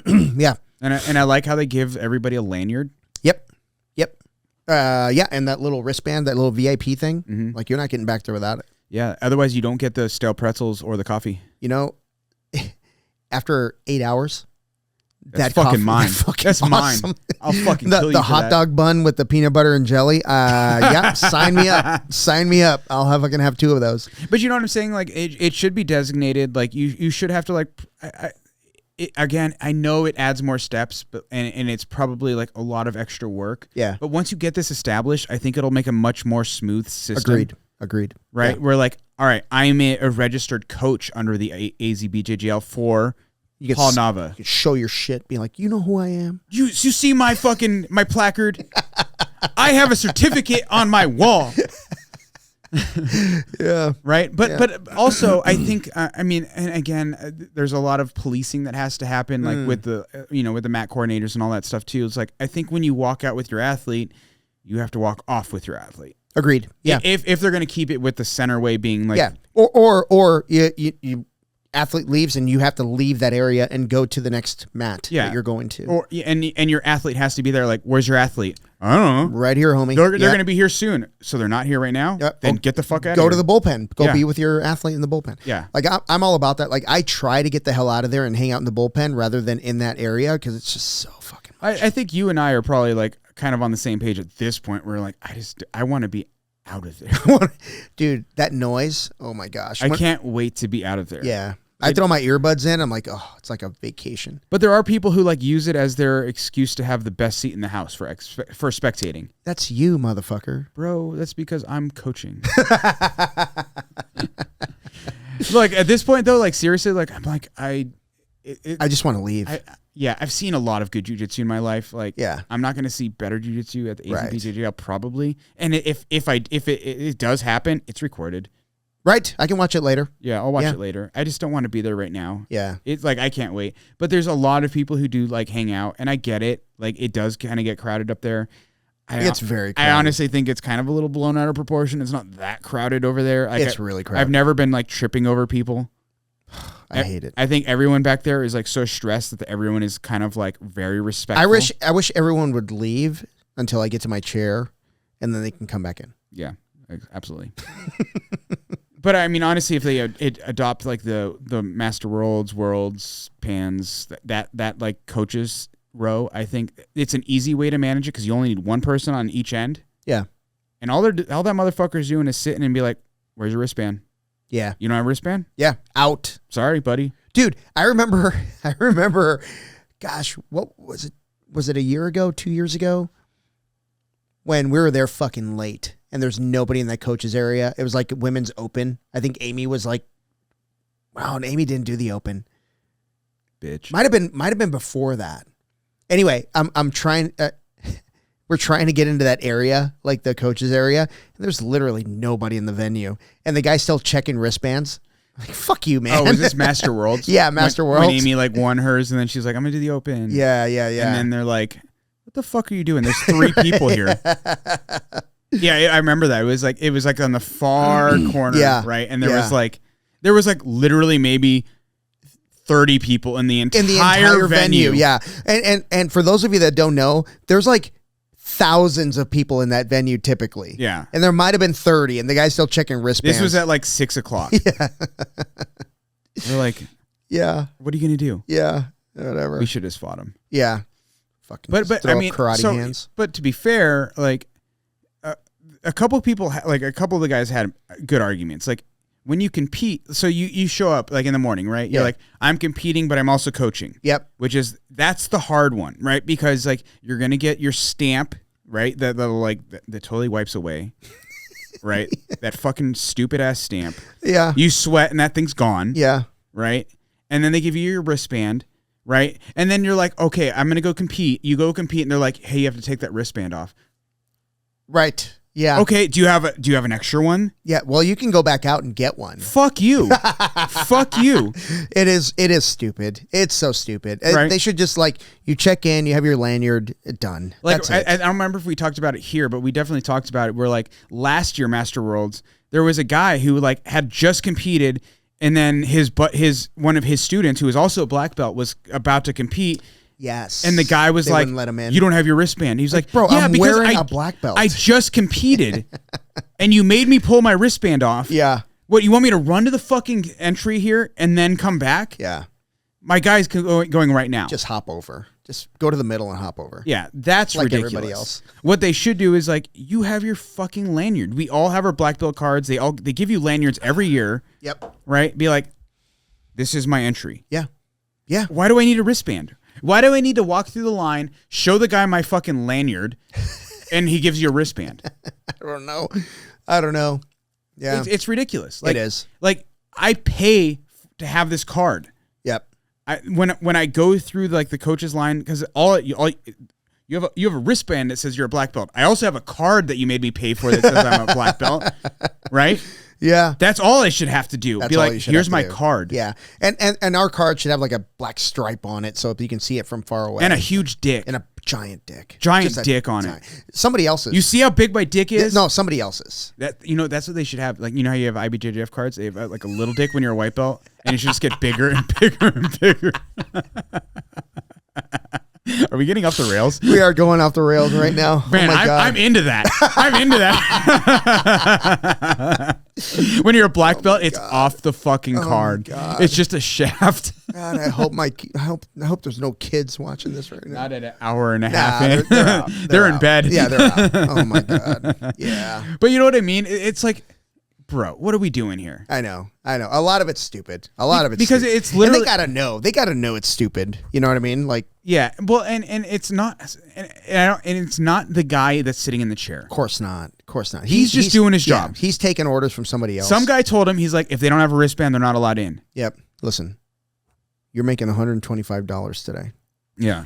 You better catch somebody. I was like at Noki Worlds. I was like kind of like sitting there, kind of watching when Liz Clay was going, like, you know, the adult the finals. Two black they were in mats. the big mats in the middle, right? So I was like kind of sitting at the end of like one of the rows here, and I was like, and like some guy had given this guy shit, and he's like, dude, this is what I was just told to do. Yeah. Like, go talk to them. Fucking relax. This is my job. Yeah. Like, I'm sorry. Like, this is what it is. Anybody who argues or yells at one of those guys, you're talking to the wrong person. You're a fucking idiot. Yeah.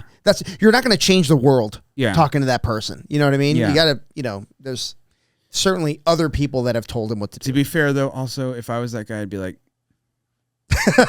just letting everybody in. I don't give a fuck. So funny story, not funny story, but story years ago when I was in the military, I was a security guy, right? They send me to a 6-week police school, and then they're like, "Hey, go police stuff." Yeah. That's how dedicated. Hey, I don't know if you know this, but that's how it is to become a police officer. No, they go for like months. Oh, months. Yeah, like 6 months. I did 6 weeks. 6 months. And they gave me a gun, and they're like, "Go police stuff." Big mistake. Anyway, I'm just saying, even 6 months is not enough time. Just I was the here worst. You go, buddy. I was Al Qaeda's wet dream. I didn't fucking look at anything. Like if somebody got into a fight, I'm like, yeah, I'm down. Let's go, right? Unless they were a little dark skinned. No, it was in Panama. Those are my people. So, do you speak Spanish? I do. And they're not. I know you do. But if they don't, no. If they only speak Arabic, I'm just gonna hit them in the head. Oh, I'm fucking killing this guy. No, so they told me once, they're like, hey, there's a road. I can't remember the name of the road, but it went the length of the Navy base. Was it El Camino? Nah. It went the length of the Navy base, right? And it was, I can't remember what it's called. God damn it. But they said, you're going to run radar. I'm like, no, the fuck I'm not. Because I'm, I try not to be hypocritical, and I speed all the time. So I'm not going to be the guy to write a ticket, right? So they gave me a ticket book, and they're like, you're going to run radar. I'm like, fine. Like speeding radar? Yeah. like radar, right? And we had this radar gun. Sorry, officer, nobody is sped today. So we had this radar gun, right? So I parked. We had these Jeep Cherokees, right? And they stand out. It's like this giant box right by the road. So I parked because they're broken down. Yeah, I parked wherever they are. They're broken down. Wherever, like I parked right where people could see me. And when I'd see a car coming, I'd put the window down and I'd stick the thing out the window. It wasn't plugged into anything. I just stick it out the window and everybody slowed down. Have you? So you when you're driving out to your school on the 60 going east, right before you hit Superstition Springs Boulevard, there's that like hill, like right after Higley, right? Okay. Yeah. There's where a lot of times cops sit. Yeah. You see them, right? Yeah, all the time. I am 90% sure that those cops just sit there and are jerking off. That's like, it. That's it. They're there to like, you come over the hill and you're like, oh shit, cop. Yeah, you slow down. Yeah. That's all they're there for. Yeah. They're just as their presence. Yeah. So I remember going west on the 60.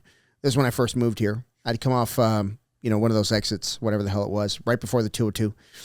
And I would gun it. I had this Lexus IS350.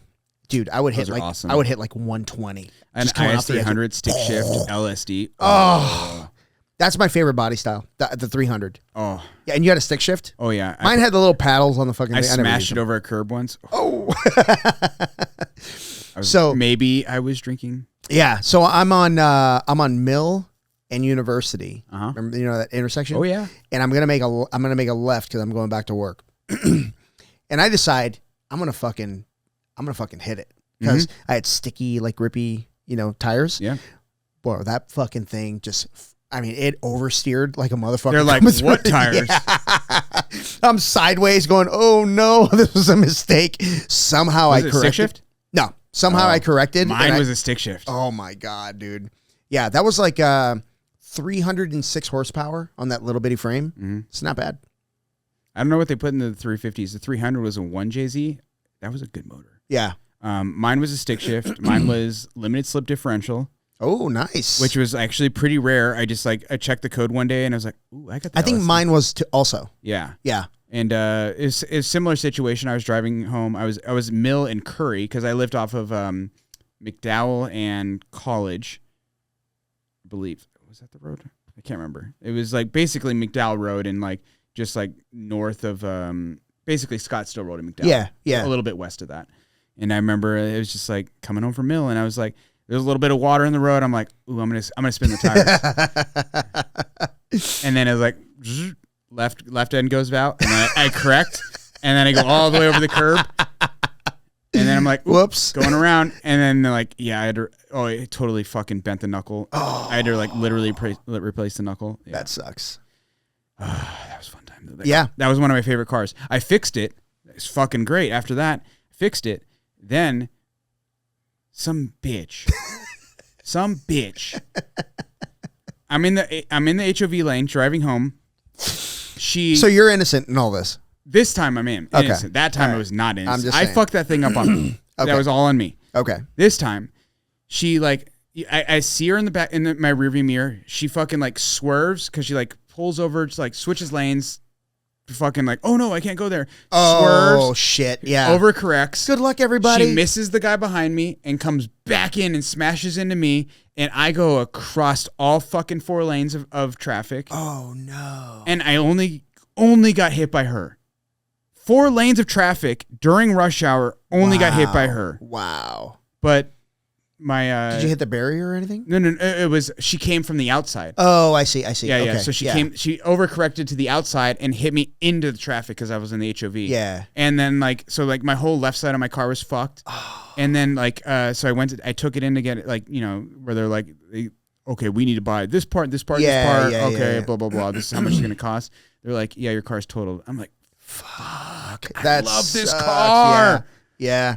I remember when you hit 100 in those cars, they become like a different car. Oh, they just drive so good over 100 miles an hour. That car was a dream. Yeah. It's a Lexus. Yeah, it's a Lexus, man. Yeah. I don't even remember how I got into that car. I don't remember buying that car. It just fell in my lap. When you shut that door, it's like thump. You know what I mean? Like everything just goes away. It's just perfect. Yeah. Yeah. So my brother he's really big into like Cadillacs, the hatchbacks. And so he's lame. Okay. No, he's a cool dude. He's just a regular Mexican. Yeah, he's Mexican.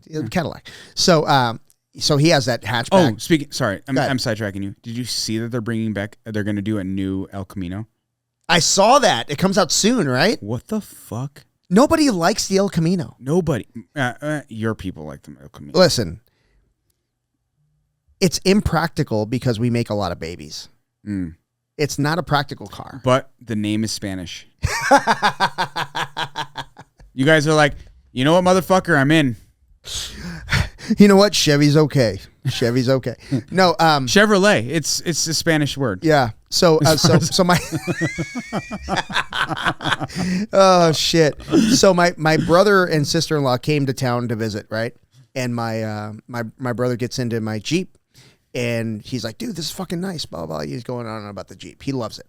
And in your Jeep or my Jeep. Yeah. So I was talking to my sister. Stick shift. It's good. I know. So I was talking to my sister-in-law, and she's like, "Oh, how what year is your Jeep?" And she's going on and on. She wasn't riding with us. My brother, they rode in a separate car. So I was like, "Yeah, it's a 2003." And I said, in your Cadillac, when you get into that seat and it just kind of hugs your butt, and you just pull that door and the whole world goes away because it's so quiet in there. She's like, "Yeah." I was like, "Yeah, my Jeep does none of that." You can feel every fucking thing in your kidneys. It's like when a high school student was like, "I'm going to make a door." That's basically it. Shuts. It shuts. It does shut. It will shut, and it'll stay shut. Oh. It'll stay shut. But you're right with the Lexus though. Like dude, you shut that door. Thump. It's like that thump where like everything is aligned perfectly. Everything's quiet, and you're just like, okay. There is no grind. No. It's just like so nice. It's like it's probably what it's like to get into like a spaceship. Yeah, and my rear wheels were bigger than the front ones, so I couldn't rotate them. Yeah, but they were sticky too, man. Those fucking wheels would hold. Well, I thought they held. Yeah. I did fishtail once, but when you take off, that thing takes off. There's no like spinning and then you're going. No, it just pins you to the seat. Dude, one of my biggest regrets when I was in college. I'm going to tell you about this right now. Oh, what's his name? Don't tell Kelsey about What's his name? Don't tell Kelsey about this. No, I was like, I was going to, this girl that I was talking to, she's like, "Hey, you should come over." Yeah, hold on a second.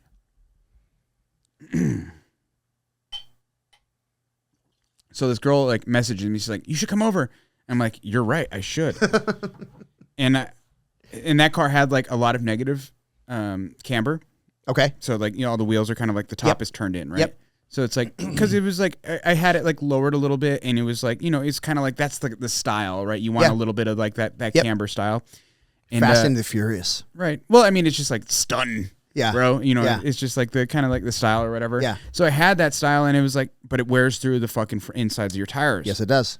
So I was like, you're right. I should head over to your house. So I like, pop in my Lexus, right? My IS300, and I start heading to her house, and someone pulls up beside me. He's like, "Hey, your tires are sparking," and I'm like, but they're like, "There's sparks coming out from under your car," and I'm like, "What the fuck?" Okay, so I pull over.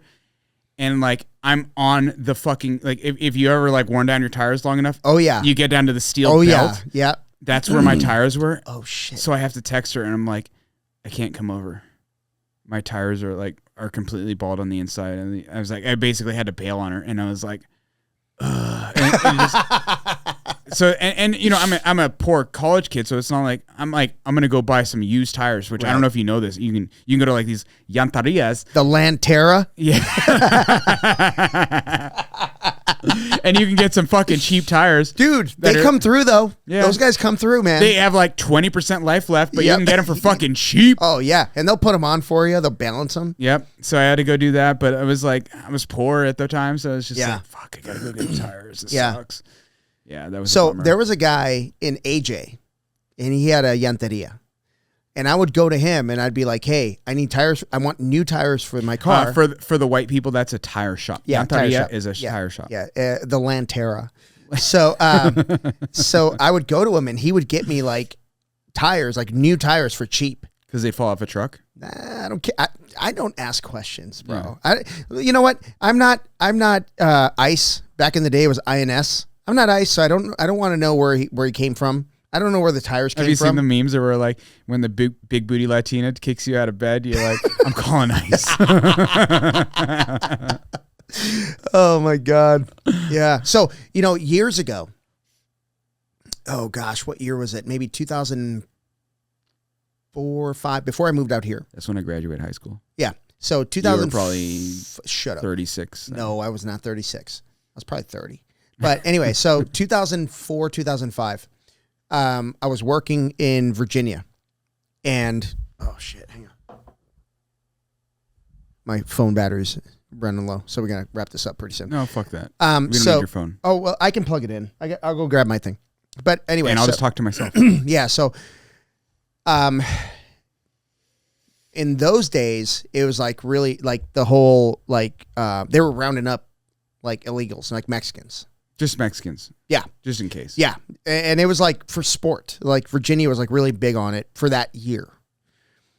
And then do you remember when Sean and Maria's nephew went there? Well, he's back. Yeah, I know. Johnny? Yeah, Johnny. I was like, dude, they're going to think you're Mexican. Oh, 100%. 100%. So this guy that I worked with, black dude, former Navy guy, so we got along really well. He was a technician like I was. And he walks up to me.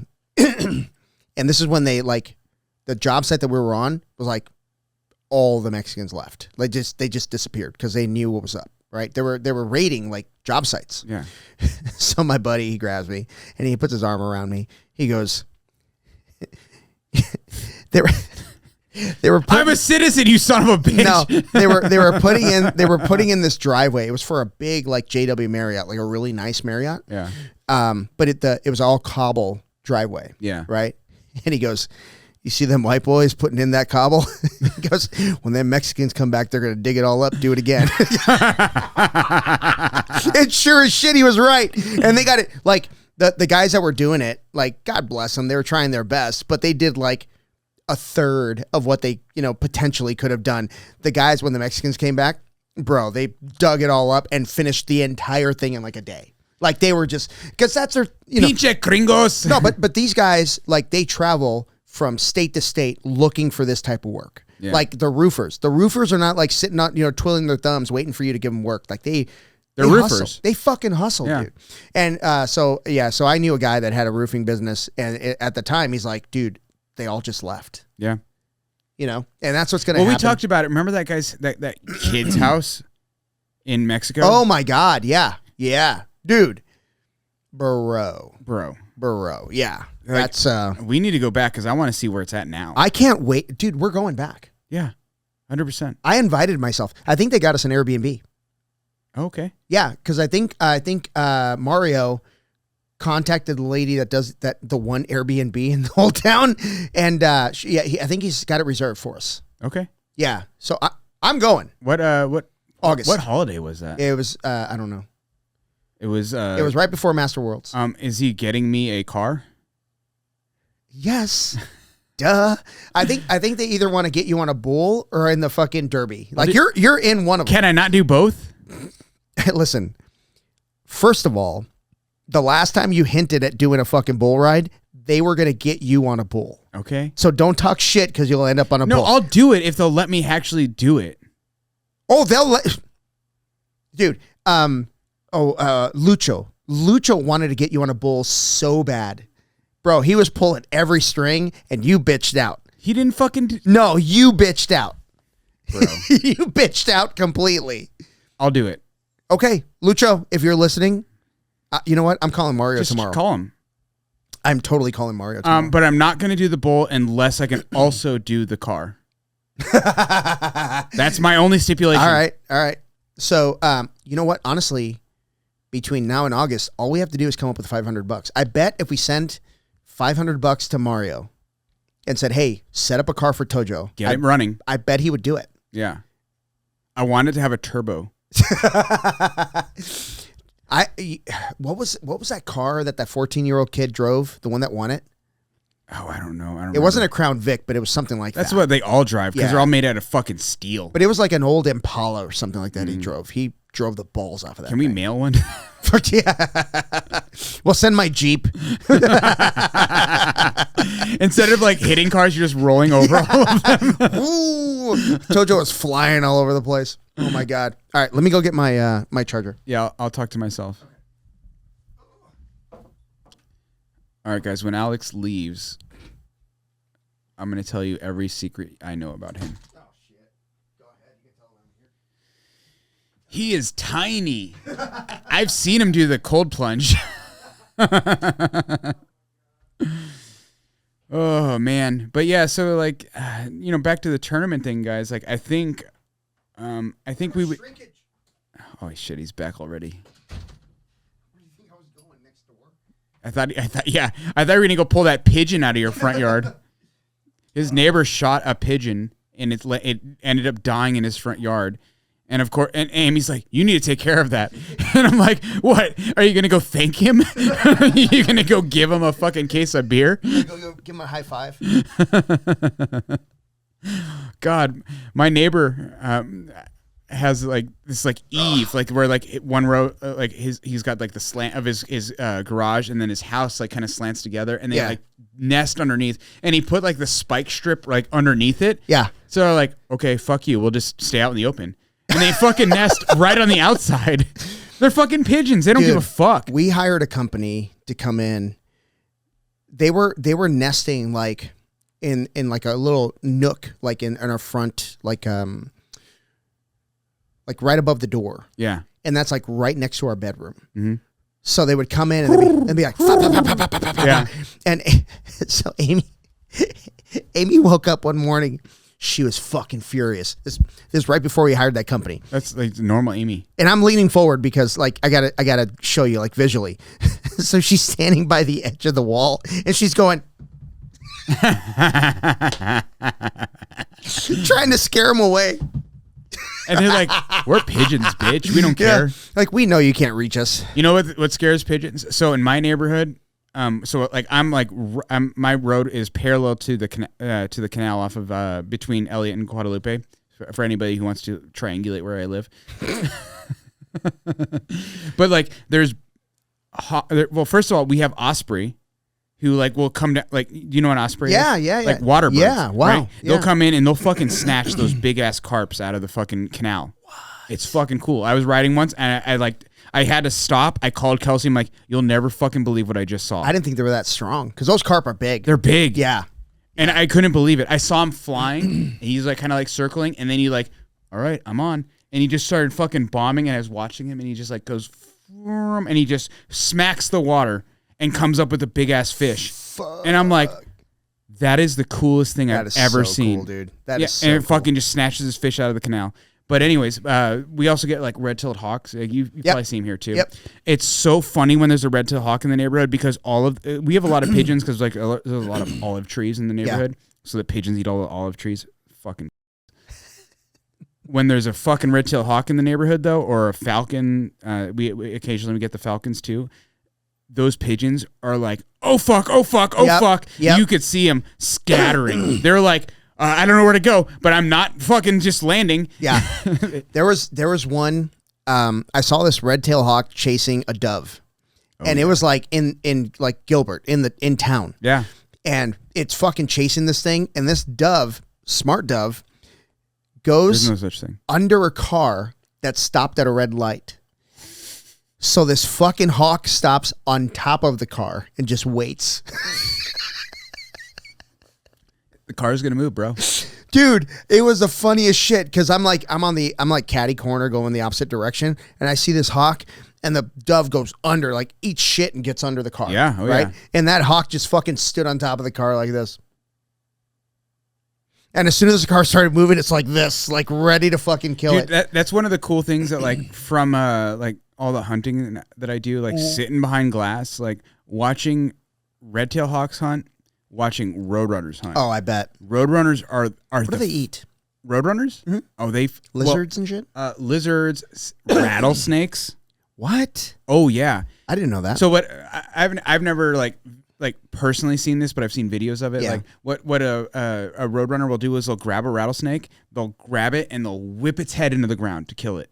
Wow. So like they're a strong bird. They're fast, right? Well, they don't pick like, big fucking like, beefy rattlesnakes. Yeah. They pick one that's like their size, right? Okay. But they'll grab one and so that the rattlesnake doesn't bite it, they're just the second they grab it, they're grabbing it, like throwing it up in the air and then whipping its head into the ground. And they do that constantly until they kill it. Wow. And then they'll hold its head down and start eating the rattlesnake. No shit. That's cool. It's like Ranella when he was talking about glassing. He's like, anytime I see a grizzly, I never take the glass off of him because something's cool. Something cool is about to happen. Dude, I it's like one of the cool things, like the unspoken cool things about like always being behind glass is like you see a lot of cool shit. Yeah. Like last year, like I don't know if we talked about on here, but I've like told a lot of people about this. Like my javelina hunt, which I'm going into next weekend. Dude, I watched this mama bobcat with its 2 cubs, and it was no way. Yeah, so I was watching this mom bobcat kind of like walk across like the terrain, and like the baby cubs like kind of following it, and they're like fucking with each other. I was about to say, are they fucking around? Oh, yeah. They're like playing and like fighting with each other. So cool. But at the same time, they're like, we got to keep up with mom. Yeah. So they're like fucking with each other, and then they're like, oh wait, mom's over there, so we got to keep going. Wow. And I'm like, that's fucking cool. Yeah. That's just like a cool thing to see. Or like you'll see like foxes like hunting birds and stuff. You ever see like mountain lions and shit? I have never seen a mountain lion in wildlife. I've never seen a bear in wildlife either. Wow. Yeah. Which is like, I am out more than most people that I know. Yeah. Like even hunter people that I know. I'm like, I am out all the time. I have never seen a mountain lion. I have never seen a bear. And it is a population of mountain lion in Arizona. Are they pretty like prolific? What do they call it? Prolific in Arizona? Yeah. So the area that I typically hunt mule deer, one of the metro units, one of the areas that I hunt metro units in the metro units. What's a metro unit? So like they're close to the city. Yeah. So there's 2 metro units in Phoenix. There's one in Flagstaff. Okay. And there's one in Tucson. Okay. The one of the ones that I hunt in the Phoenix area, they're close to town, right? So it's a metro unit. It's close to town. One of the guys that hunts there, he's like, I've seen mountain lions hunt deer in this area. Wow. I haven't seen it, but I'm like, dude, this is like a hiking area. Yeah. Yeah. I mean, there's people. Yeah. So from what I understand, like other than the tiger, the mountain lion has the highest rate of the highest kill rate of things that they stalk. That doesn't surprise me. Yeah. I think it's like 85% if they stalk it. Mm-hmm. Like if it's like you just stumble upon them, it's not as high. Right. But if they're watching whatever they're trying to kill, the 85% kill rate. Yeah. That doesn't surprise me. Like that is pretty amazing. I mean, cats in general, I think, have a much higher rate of kill than like dog, like of course. coyotes are wolves, whatever. Yeah. Well, wolves are awesome because they're just so smart. Well, yeah, I mean, but they rely on numbers. Yeah. Cats rely on skill. Yeah. Right. That's what's really neat about cats is like, yeah, they're kind of loners, right? Yeah. They don't. The only time they meet up with each other is when it's mating. Yeah.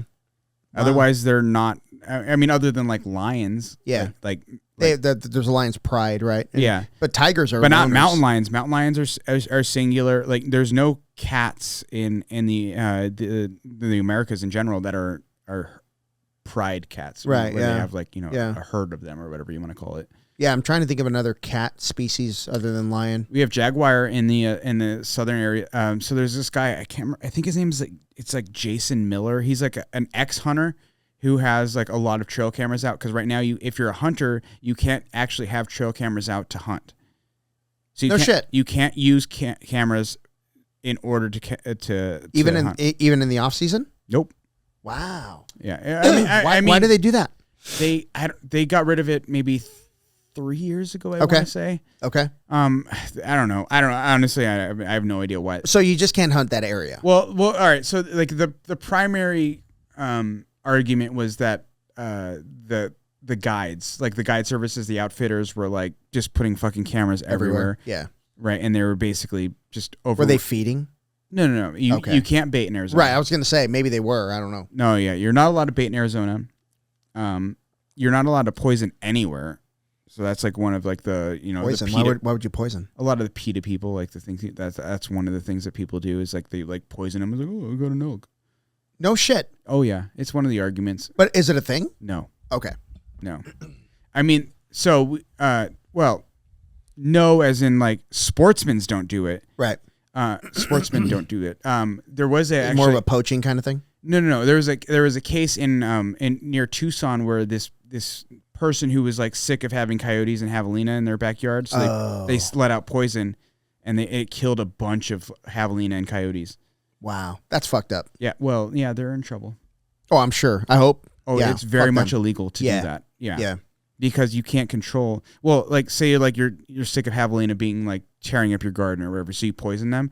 Well, then a coyote eats them. Yeah. Then the coyote gets poisoned. Yeah. And then you know what else is going to eat that carcass? Birds. Yep. So like hawks, vultures, and you're going to poison them. Then they get poisoned, they die. Yep. It's like it fucks with the ecoculture. And then rodents will eat them. Mm-hmm. Yeah. So it's like a whole big mess. So you're not allowed to poison animals. Wow. I can't think of a place where you're allowed to in the United States. Yeah. So yeah. You know what I always found like really cool? Vultures.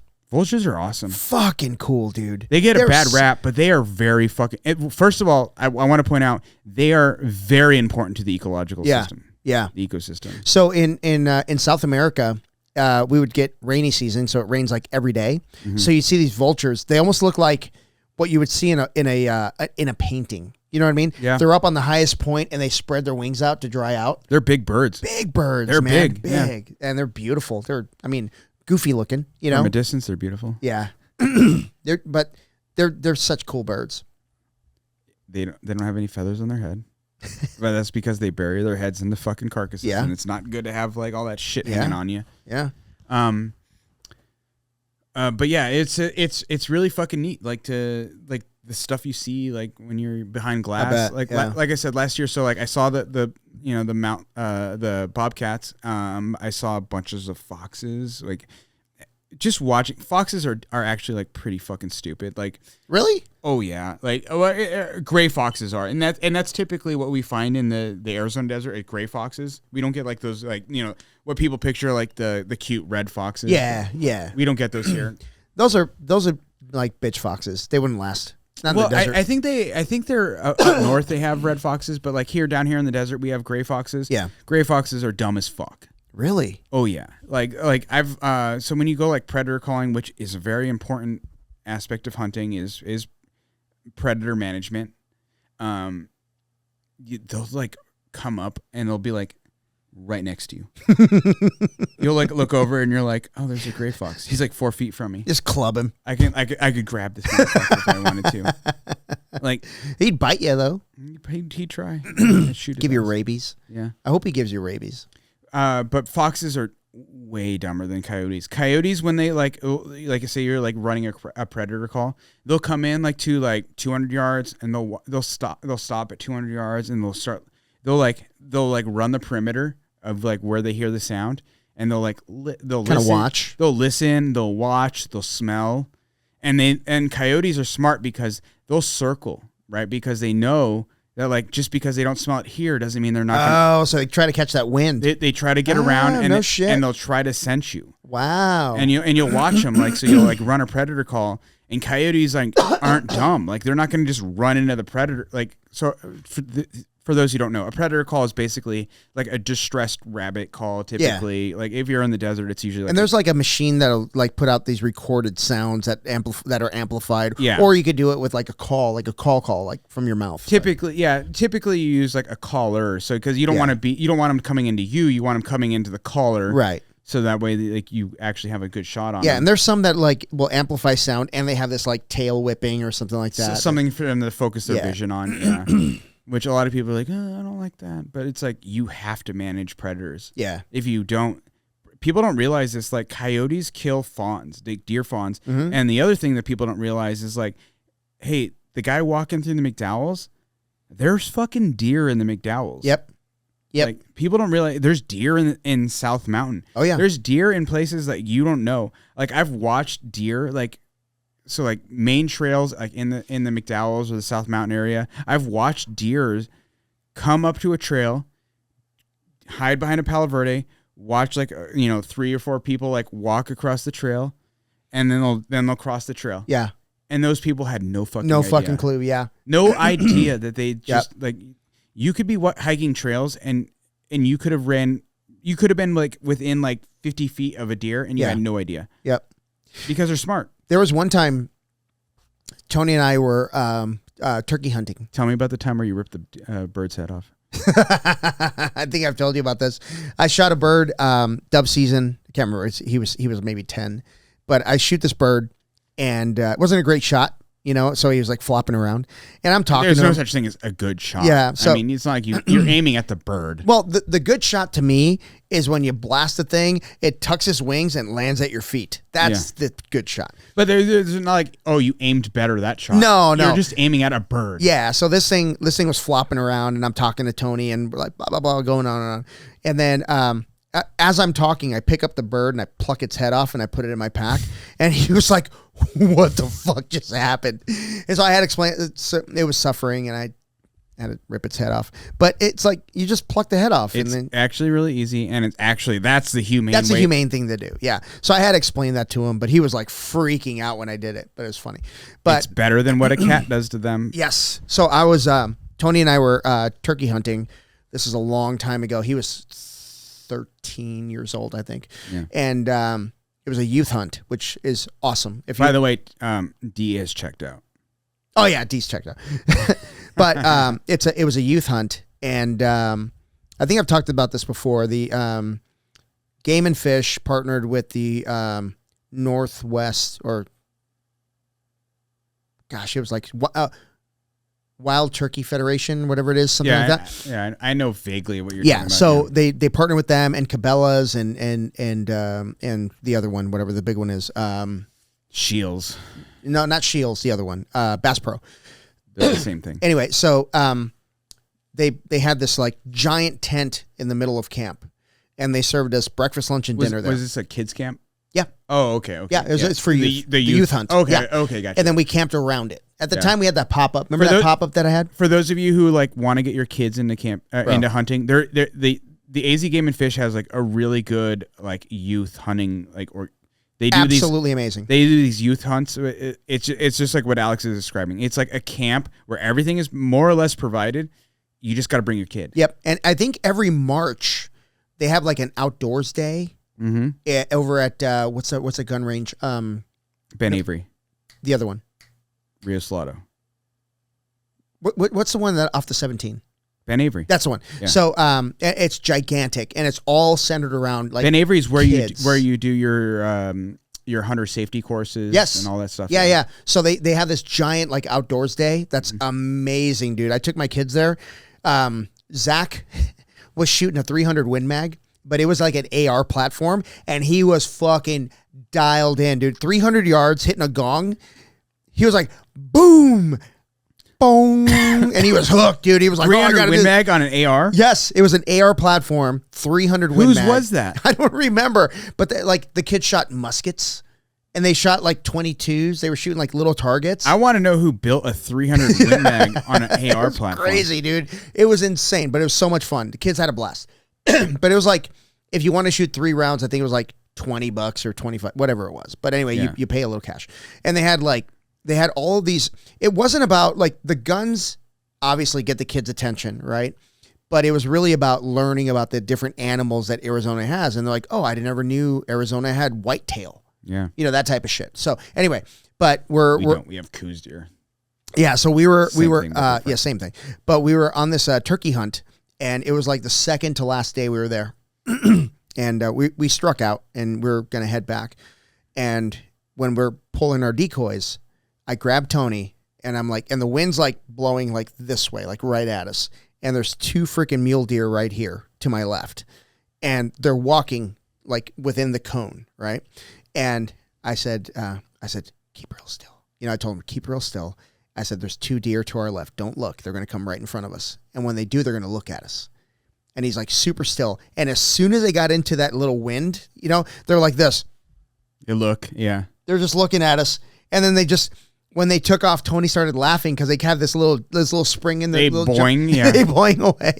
He's like, why do they do that? I was like, that's how they run away. Mule deer do like this, like all 4 feet off the ground boing thing. Tony started laughing. He was like, it was almost like putting on a show for him. Yeah. But those were the times when like there were 2 times in that hunt where I was like, 3 when he was like hooked. Like that's all he wants to do.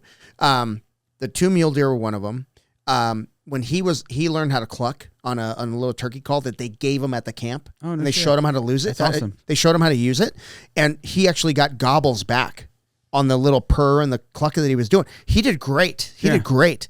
And then was it like a little disc with a stick? No, it was a little box call. Oh yeah, the box calls are good too. But they were telling him like, you got to do it where you can barely hear it. They told him, and he's like, okay, dude. He was fucking clucking and purring, and then all of a sudden he was getting gobbles. But then some asshole heard the gobbles and he repositioned himself and then started calling like fucking all loud. And the turkey's like jerk off. I know what that is, and they left. But he had 2 gobblers responding to his box call. So that's like my elk hunt, man. It's like you after you're like out there enough, you know, like that's an elk, that's an idiot. Yeah.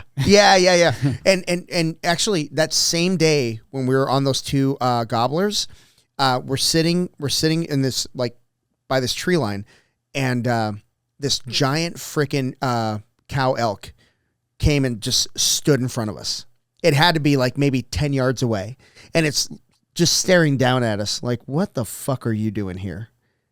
And he goes, when she left, he goes, did you smell her? A lot of times it's crazy. Like the more you get out there, like the more you like that. A lot of times, like you smell animals before you see them. Yes. Like when you're close. Yeah. It's wild, dude. When those gobblers were responding to his clucks, I could feel him shaking. Yeah, he was so excited. I just kind of held him because I was sitting with my back to a tree. He was sitting between my knees, and I was just holding him. Yeah. And he had the rifle out, the shotgun out, and he was ready to go, man. But that guy fucked it all up. There's a lot of fucking out there. There's a lot of out there. So me and Gary, he's the guy that I hunt with out in Cave Creek area, basically. He lives out there. But I like kind of ran into him. Like we end up killing. He's the one that helped me kill my deer last year. Yeah. So like now he's like, all right, you're in. You know, basically because he's like, all right, you know how to hunt deer. Yeah. So like every time I go out there, he's like, hey, dude, anytime you're out there, just shoot me a text. You know, because he lives like right down the street. I went and hung out at his house. Like he has like he has horses. He has goats and stuff. Like he like has like a ranch property out there essentially. But we were out there and we were like sitting on top of this knob, watching the area, and his buddy, who was also in the area, was like hunting these deer. So we were kind of like watching the deer that his buddy was hunting, and then we saw this fucking like side by side come through, and the side by side stops what it's doing, parks. One guy gets out with a glass. 2 guys go out and like start hunting these deer. Somehow they figured out where these deer were. We have no idea how he just like was immediately knew where these deer were. And we're like watching these guys like get closer and closer to these deer that we're glassing from the from the high ground. We can see these deer. Yeah. Not anything that we're like going to go after, right? From where we're at. So we're just watching this whole thing happen. They eventually spook these deer, and then and this is archery season. This isn't rifle, right? This is archery season. So they spook these deer, and then they like chase after these deer. And we're like, what is like running after them? Yes, with their bows. And we're like, what is your plan? Because like once you spook a deer, they're never going to like stop close enough for you to shoot them with a bow. Hell no. Like they will stop. Like it does happen where they stop and like kind of like look and like, what the fuck was that? Yeah. But it's like 120 yards or something. Yeah, Like and for those who don't know, like bow range, it's like 100 yards is like 99% of people can't shoot that. Right.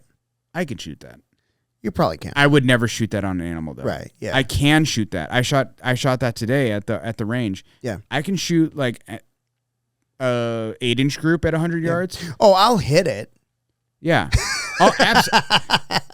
But here's the reality though. Like if you shoot 100 yards, it takes roughly a full maybe 2 seconds. 3 seconds. Yeah. 2-3 seconds. Yeah. For your arrow to hit that animal. When you shoot that, like that animal could just like walk away, or he could sprint away. 2 little steps forward, and you're hitting in the ass. That's a 2 sec. Like go look at if you ever get outside and you see animals, count 2 seconds and see what the animal does in 2 seconds. Yeah, and don't count like 1, 2. No, it's like 1 Mississippi, 2 Mississippi. That's how fucking. And that's how long it takes for an arrow to get 100 yards. Yeah, right. Yeah. And there's people who do take those shots, and they're fucking idiots. Yeah. Like, I mean, I get it. Sometimes, like if you're on like an elk and it's the last day, it's like, yeah, you're gonna take those long shots, but like 70 yards is probably like around the max of where I would ever shoot a big animal, There was a video of this guy. He was hunting with his dad, and his dad was not well. His dad was sick, but they were doing a bow hunt, and they both killed. Sick as in like he was just like too old for it. No, he was not doing well. Like dying. Yeah. Okay. So it was like he had enough energy to get out on the hunt, but he was not going to be able to quarter an elk and get it out of there. Yeah, you know, that kind of thing. So they killed 2 elk the same day. They killed an elk each the same day. Mm-hmm. But it was one of those things where it was like close to the last day, and his dad was not going to be able to get out there another day. So his dad killed one, and he took a longer than normal shot, 75 yards, but he fucking nuked it. He fucking got it. Yeah. Yeah. So that was really cool, like Father-Son Day. And they got to kill an elk each, but 75 yards is a hell of a gamble. The elk I killed 2 years was it 2 years ago? Not this September. So 2 Septembers ago, I shot at 71 yards. Wow. Yeah. But I didn't know that. 71 yards. Yeah. But I mean, every day in elk camp, my buddy Ronnie, well, so you know James Kilgore, right? Yeah, of course. It's technically his buddy, but James is a fucking great guy. James is awesome. Yeah. Ronnie is like, he's a fucking savage.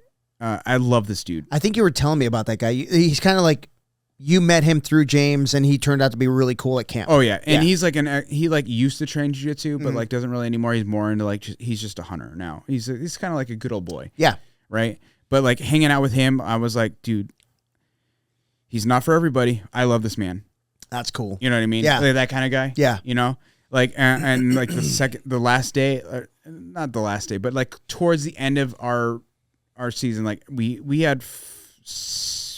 I want to say 5 tags in camp. Okay. Five bull elk tags. We filled 4. Wow. Who was the bitch that didn't get one? Ronnie. How dare you? How dare you? Sorry, Ronnie. How dare you? That guy's going to put an axe through my head. But no, like I mean, like so. Bravo. Aaron Wilson. Not Aaron Wilson. Aaron. What is his last name? It doesn't matter. Aaron. So he killed off of a tank. His business partner / manager. Ronnie owns a like a landscaping company. Okay. So his manager that he hired killed his elk off of this like a what's it called, a wallow. You know what a wallow is, right? No. So a wallow, that sounds something out of like a Mark Twain. Yeah. So basically, like, so when bull elk are like in rut, which is basically mating season, right? They're like trying to fuck, right? Okay. That's all their job is right now is like, I'm fighting off all of the other bulls and I'm trying to have sex, right? Yep. That's basically their job. Well, they get really fucking like hot, right, from doing that. So a wallow is basically like this like mud pit. Okay. Right. So they'll go like, they're so fucking hot from like basically like literally hot. Like they're overheating. So they'll basically go like throw mud on themselves to cool themselves off. Okay. And that's what a wallow is. Yeah. Right. So they'll like dig in this wallow. They'll like throw their antlers in it, and they're just throwing mud on themselves to kind of cool themselves off. So if you find a wallow is a good spot to hunt bull elk. It's basically like a water hole for only bull elk. Okay. Right. So he found this wallow. He basically sat this wallow. This awesome bull elk came in. He had like these like devil tines on his like brow tines. It was really cool looking bull. But yeah, it was like, so we all fucking tagged out. His brother had a tag. So Aaron shot a bull one of the days, ended up not recovering it. So he thought he wounded it. His brother came back that evening, found that bull and shot it and killed it. Oh my God, that's funny. Just out of like just dumb luck. Yeah. Found that bull. Yeah. So he killed that bull. So that was it like bedded down and fucked up? Yeah, basically. Yeah, he was like, a lot of times when they get hurt, they just don't come out. Like they don't act normal. Or they'll just hide basically. Yeah. So he found it and it came out of hiding because like they basically spooked it. So he shot it, killed that bull. He's like, cool, this is my bull. So then that next night he shot his bull. Aaron shot his bull off of a water tank. And then how did they know that was Aaron's original bull? Did they have an arrow in it? They just knew what he looked like. Oh, okay. Yeah, okay. you can tell from the antlers. Like they're all like a little different. And it's kind of like a fingerprint. Gotcha. So they knew it was his bull. I think you're just talking fucking bullshit. Shit up. Yeah. They all look the same. They're all the same. But then like towards the end of Ronnie's brother went home. His manager went home. A couple of other people went home already. So it was basically just like Ronnie, myself, and Aaron left. Aaron already killed his bull, but he was like hanging out because he's just a homie. Like he's just a good dude, right? Yeah. So one morning, Ronnie's like, "All right, you and me, we're going out. We're gonna kill something."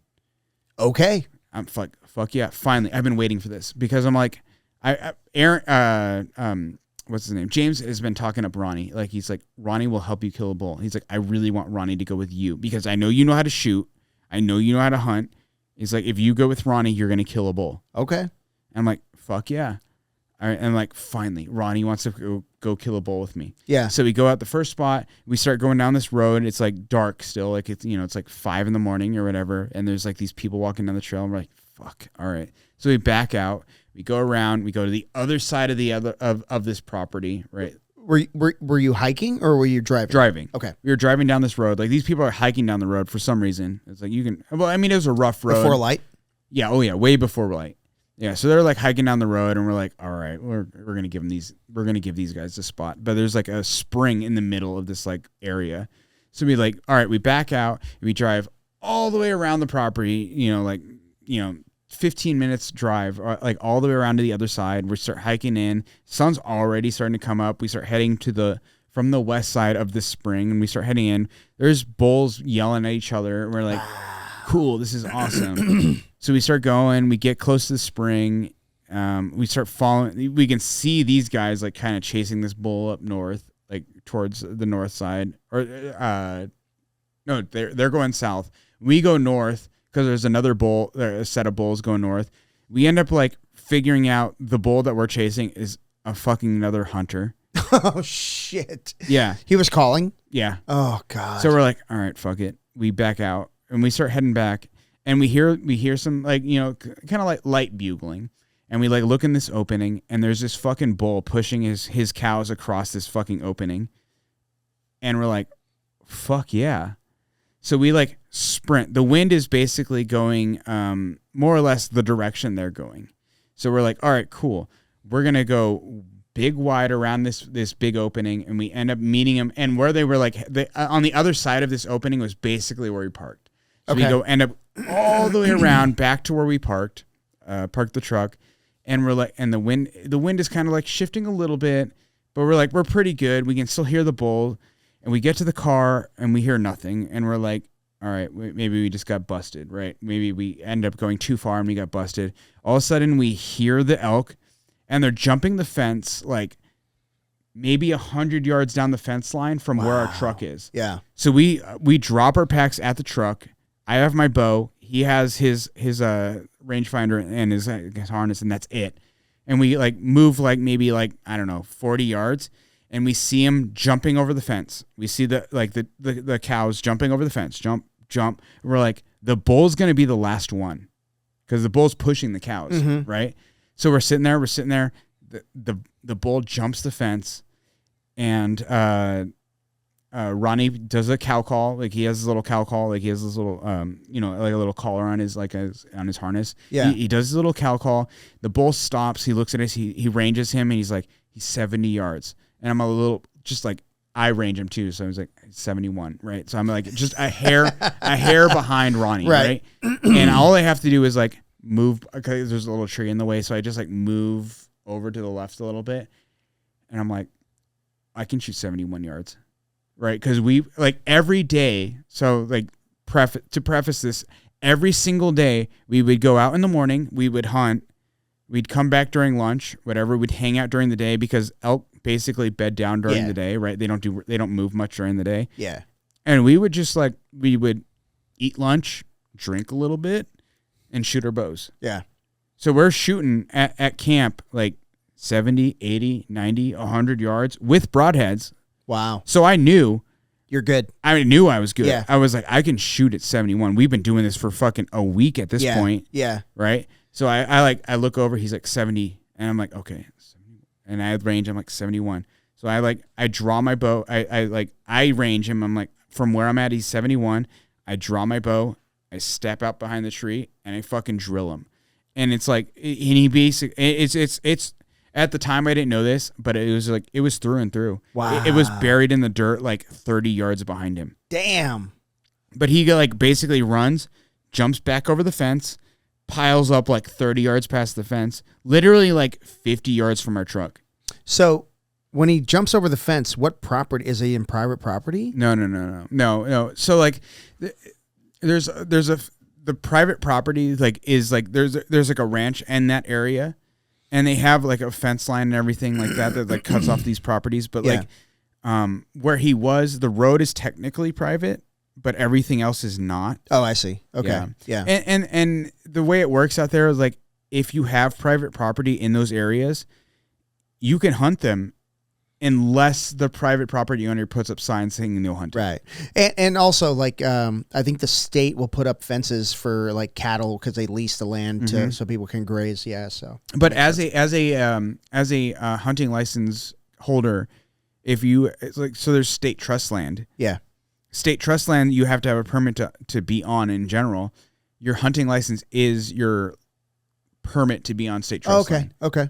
Yeah. So there's a lot of state trust land where you'll see if you're hiking in certain areas where this is state trust only, permit required. Yeah. If you have a hunting license, you're allowed to be on state trust land. Okay. Yeah. So I killed that elk and dude, it was fucking cool. I was so stoked. And Ronnie's calling his buddy. He's like, told you just fucking killed a bull. Nice. And it was just he's such a cool dude, man. Yeah. We should have Ronnie on. Let's get him on. Fuck yeah. Right now he's in Mexico. The BJJ Huntcast. I'll message Ronnie because he actually trained jiu-jitsu. Fuck yeah, man. Let's do it. He knows Paul. Dude, I'm down. Let's do it. Yeah. I'll no question. I'll message him tonight and be like, hey, do you want to be on a podcast? Cool. So he goes to Mexico every January. So hunting? Oh yeah. Nice. Yeah. So we can definitely I'll schedule it with him. Be like, hey, whenever you get back in town, let's get on the podcast. Yeah, I did a hunt with my my dad in Mexico. Mm-hmm. It was a deer hunt, and I remember I can't remember where we went. I was really little. I was maybe 10 or 11. Yeah. But I remember a lot of checkpoints and a lot of grease palms to get rifles out there. But I also remember taking a bunch of BBs. We were going to go BB gun hunting. But we may or may not have shot guns in Mexico. It may or not. Yeah. But the reason we took a shitload of BBs is the people down there, they hunt like rabbits and shit with BB guns. But they don't get a lot of BBs. There's not a lot of places to get them. We may or may not have shot rabbits. Yeah. So I remember that. Leslie. Yeah. I remember that when I was a kid. Anyway. All right. So let's wrap it up. Well, the guy in Chihuahua... Did you meet him? I know you were sick that last night. Fuck you. Which one? I was there. I came out that last night. I can't remember his name. I have him on my WhatsApp, but he was like, you guys want to come? He spoke very little English. Yeah. And he was basically like, you come down to Mexico, you're not paying. Why are we still here? I know, right? I mean, I wonder when. We should talk to Hector. I'm sure it's all of January. I think they still have seasons. Okay. But we should reach out. Yeah. If it goes into February, we should go. Done. Yeah, I'm done. I'm down, dude. I love it out there. My only concern is I don't speak any Spanish and he speaks no English either. I can help. But he would not take no as an answer for me. That's cool. He's like, no, you don't pay. He's like, no pay. Cool. That's cool. I'm like, no, I want to pay. Because I know these guys, this is their living. Yeah. Yeah, but you know, it's one of the things. It's one of those things. Like if you're Mario's friend, you're cool. I get that. I get that, but I still want to pay. I know. Yeah, but there's other ways to pay. Yeah. Right. We'll leave them a gift. We'll do something for them. But you know what I mean. Yeah. And that's how he was. And I was like, he's like, no, you don't pay. I'm like, do you know how you could pay him back? You fucking make a knife for him. Ooh, that's a good idea. Yeah. Like, hey, I made this for you. That would be really cool. I think he would love that more than money. That's true. Yeah. Yeah. Okay. Yeah. But how? I'll just take it on the airplane with me. Get to work, motherfucker. I'll just take it on the airplane. Yeah, and you put it on your check. Hey, check this luggage. is for a Mexican. Yep. Fuck you, ATF. Oh my God. All right, everybody. If you love the podcast or if you hate the podcast, please like and subscribe. Tell us when we're wrong. We will be shitting on the comments pretty soon. Hey, I want to say shout out to Salt Electrolytes. I want to say shout out to Control Physical Therapy and Unfair Advantage in Tempe, Arizona. And don't forget, and what can blue belts do? They can beat everyone in a fight. They can beat everybody in a fight. Yeah. All right, see you guys. Thank you, Buffalo Trace. This episode is brought to you by BioPro Plus. BioPro Plus is the faster, easier, and safer non-synthetic alternative to painful, expensive, and invasive anti-aging hormone treatments. The growth factors in BioPro Plus have the unique ability to regulate and restart the body's natural sex hormone production, and it also assists in raising glutathione levels, improving immune response, repairing DNA, promoting enhanced protein absorption, and supporting self-differentiation and proliferation. I don't know what any of that means, but I can tell you this. I've been using this stuff for about a year, and my ability to recover is through the roof. I'm training jiu-jitsu 3 times a week. I'm lifting weights 2 times a week, and the amount of time it takes for me to recover has reduced significantly. I'm 51 years old, and as an aging grappler, I got to do everything I can to stay on the mats. So I go through a pretty regimented recovery system and BioPro. I also use the evening version. I forget what it's called, but it's fantastic. Get this stuff. Go to www.bioproteintech.com and put the promo code Foxcast. Promo code Foxcast will get you $30 off your order. Hit them up. You won't regret it.